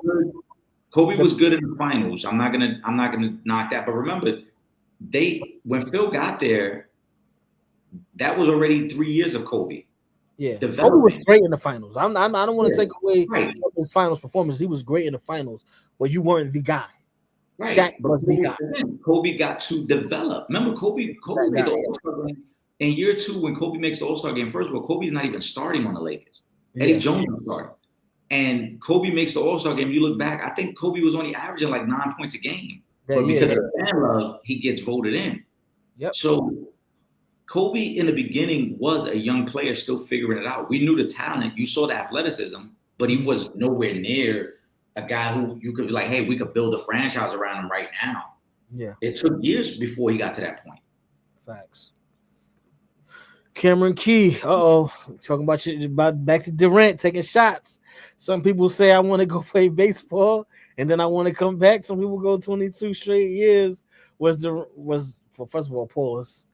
On the major podcast was I'm not gonna say the rest of that. That's it. But I don't know. I don't know. I'm not gonna say he was glazing Braun, or more like, or was he glazing Braun more, or was it more so taking a shot at MJ? It was both. Because I was just surprised he even said that, because that was kind of crazy to say.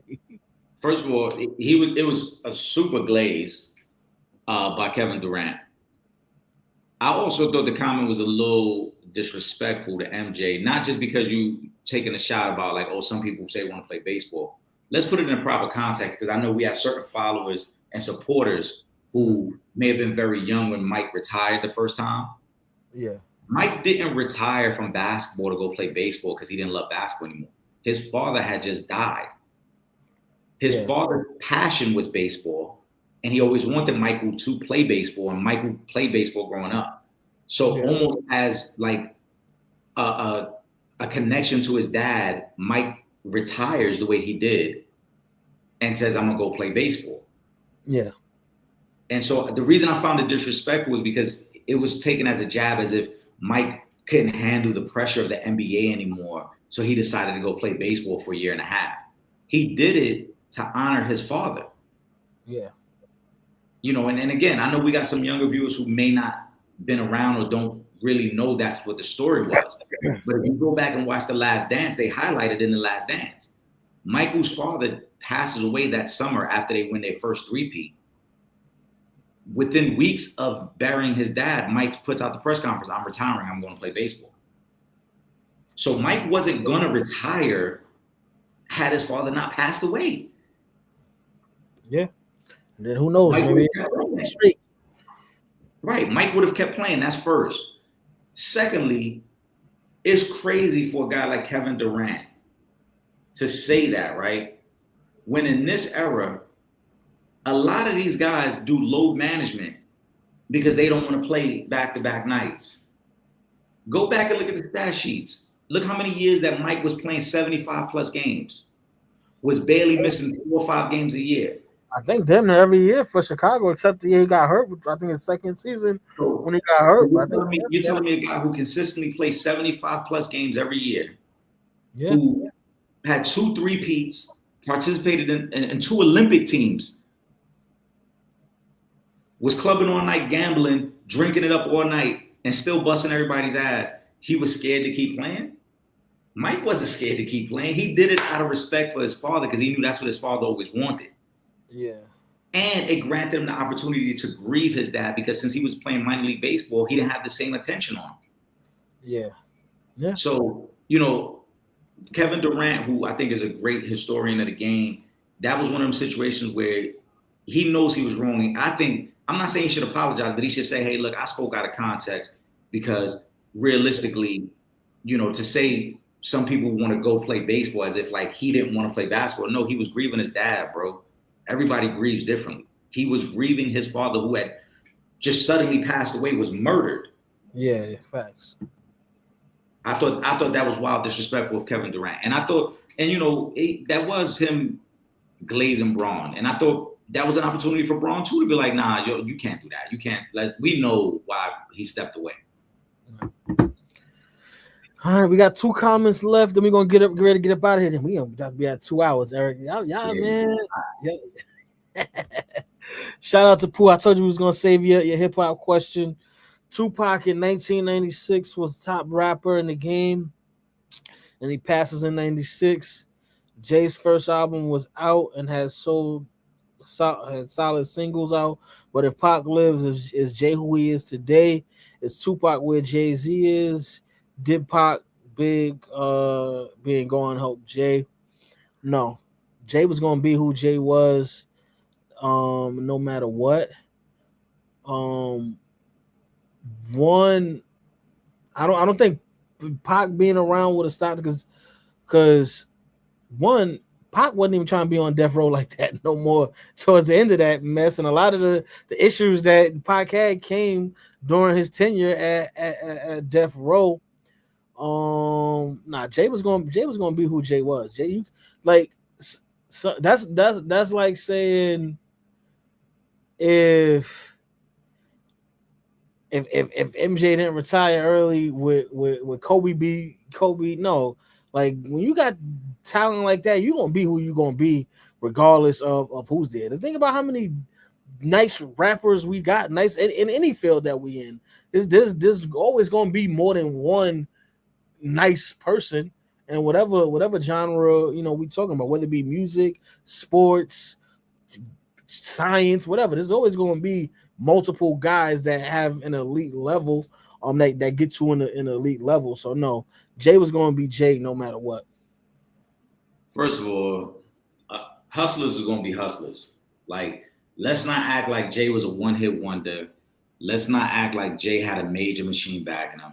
Shout out to Pooh, because I know Pooh's a little younger than us. For those of you that don't remember, every label turned down Jay-Z, which then led to the creation of Rockefeller Records. They had to go independent because nobody would sign Jay-Z. Mm-hmm. So he didn't have no major marketing push or no major label that was backing his albums and pushing Jay-Z to, we need more music. Jay-Z always, from the beginning, always said, I'm going to do this one album, then I'm out. If you go back and listen to Reasonable Doubt, he hinted at that. I'm doing this one album and I'm done. Because Jay-Z was a hustler, always been a hustler. That's first. Secondly, there is no guarantee for as great as Pac and Big were that they would have been able to continue to adapt with the times. Yeah. LL Cool J was at the top of the game in 96. Why LL ain't continue on? Yeah, facts. Right? DMX was at the top of his game in 99. Why DMX has trouble? Why Nas had trouble continuing on? There were a lot of great artists, rappers, lyricists around the time Jay was out. That's why I hate when people say this, and I don't mean that about you, Pooh, but people love to try to bring up other rappers that were out as if like, oh, because they fell off. Jay kept grinding. Yeah. Jay kept hustling. Jay kept putting out music. And then Jay's greatest strength as a hustler was Jay learned how to network and started before Wayne did it. Jay would jump on your remix. Yep. Juvenile said as much. When Juvenile had how he said it. Yep. Biggest feature he ever got was when Jay-Z jumped on the song. Yes. Right? So Jay-Z learned how to continue to adapt with the times and understanding that whatever artist might be hot, cool. I'll jump on a record with you. Cool. I'll put you on my record. Yeah. Right? When he got Bun B and Pimp C on Big Pimpin', he understood their demographic. He understood what type of hold they had down there in the South. Let me get him on the song. So that's first. Jay also said, right, when he referenced people saying if Big hadn't died, you wouldn't have been in this position.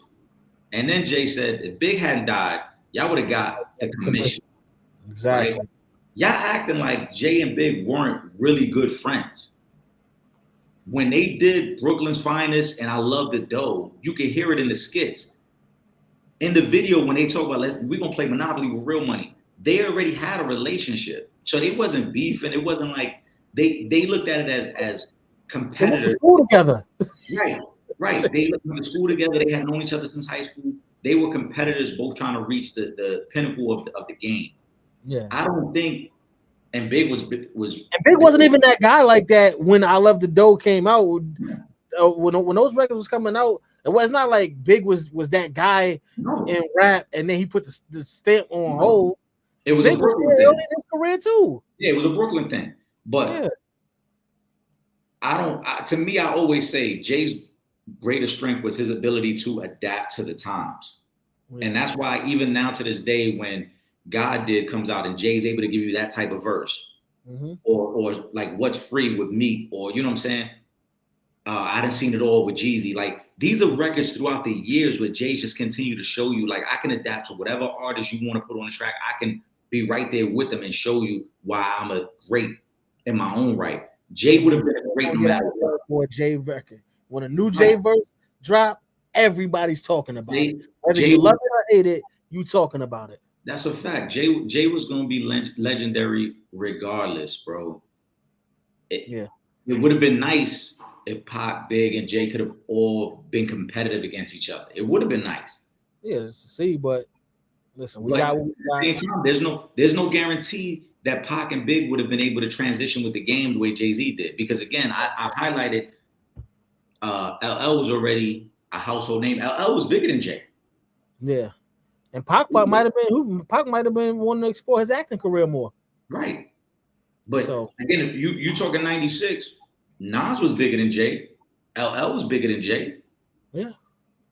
So yet somehow Jay was able to go around and surpass them. Why? Jay will be Jay regardless. Hustlers are going to be hustlers regardless, and any real hustler going to tell you that, because a real hustler going to get money no matter where they at. Jay-Z was going to get to it no matter what. Does he become the GOAT? Maybe not. I don't know if he becomes the GOAT, but Jay would have been in the conversation. Facts.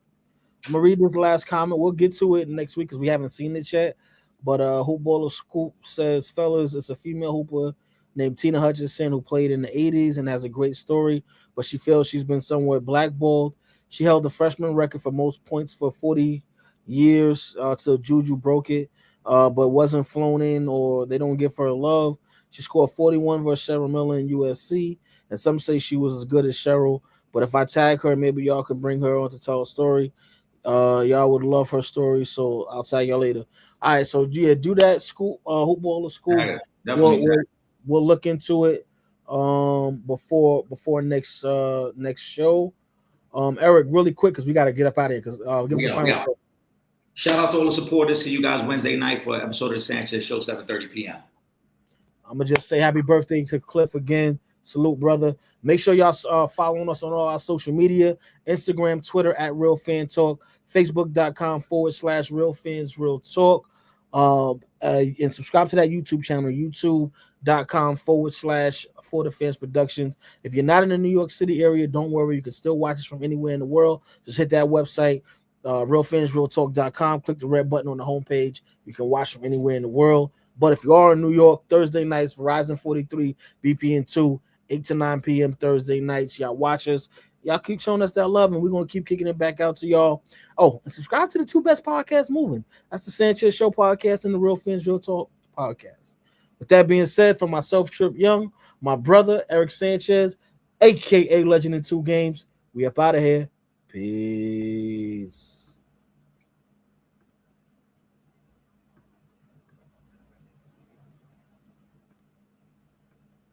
This is Deion Grant from the New York Giants, Super Bowl champ, and you're watching Real Fans Real Talk.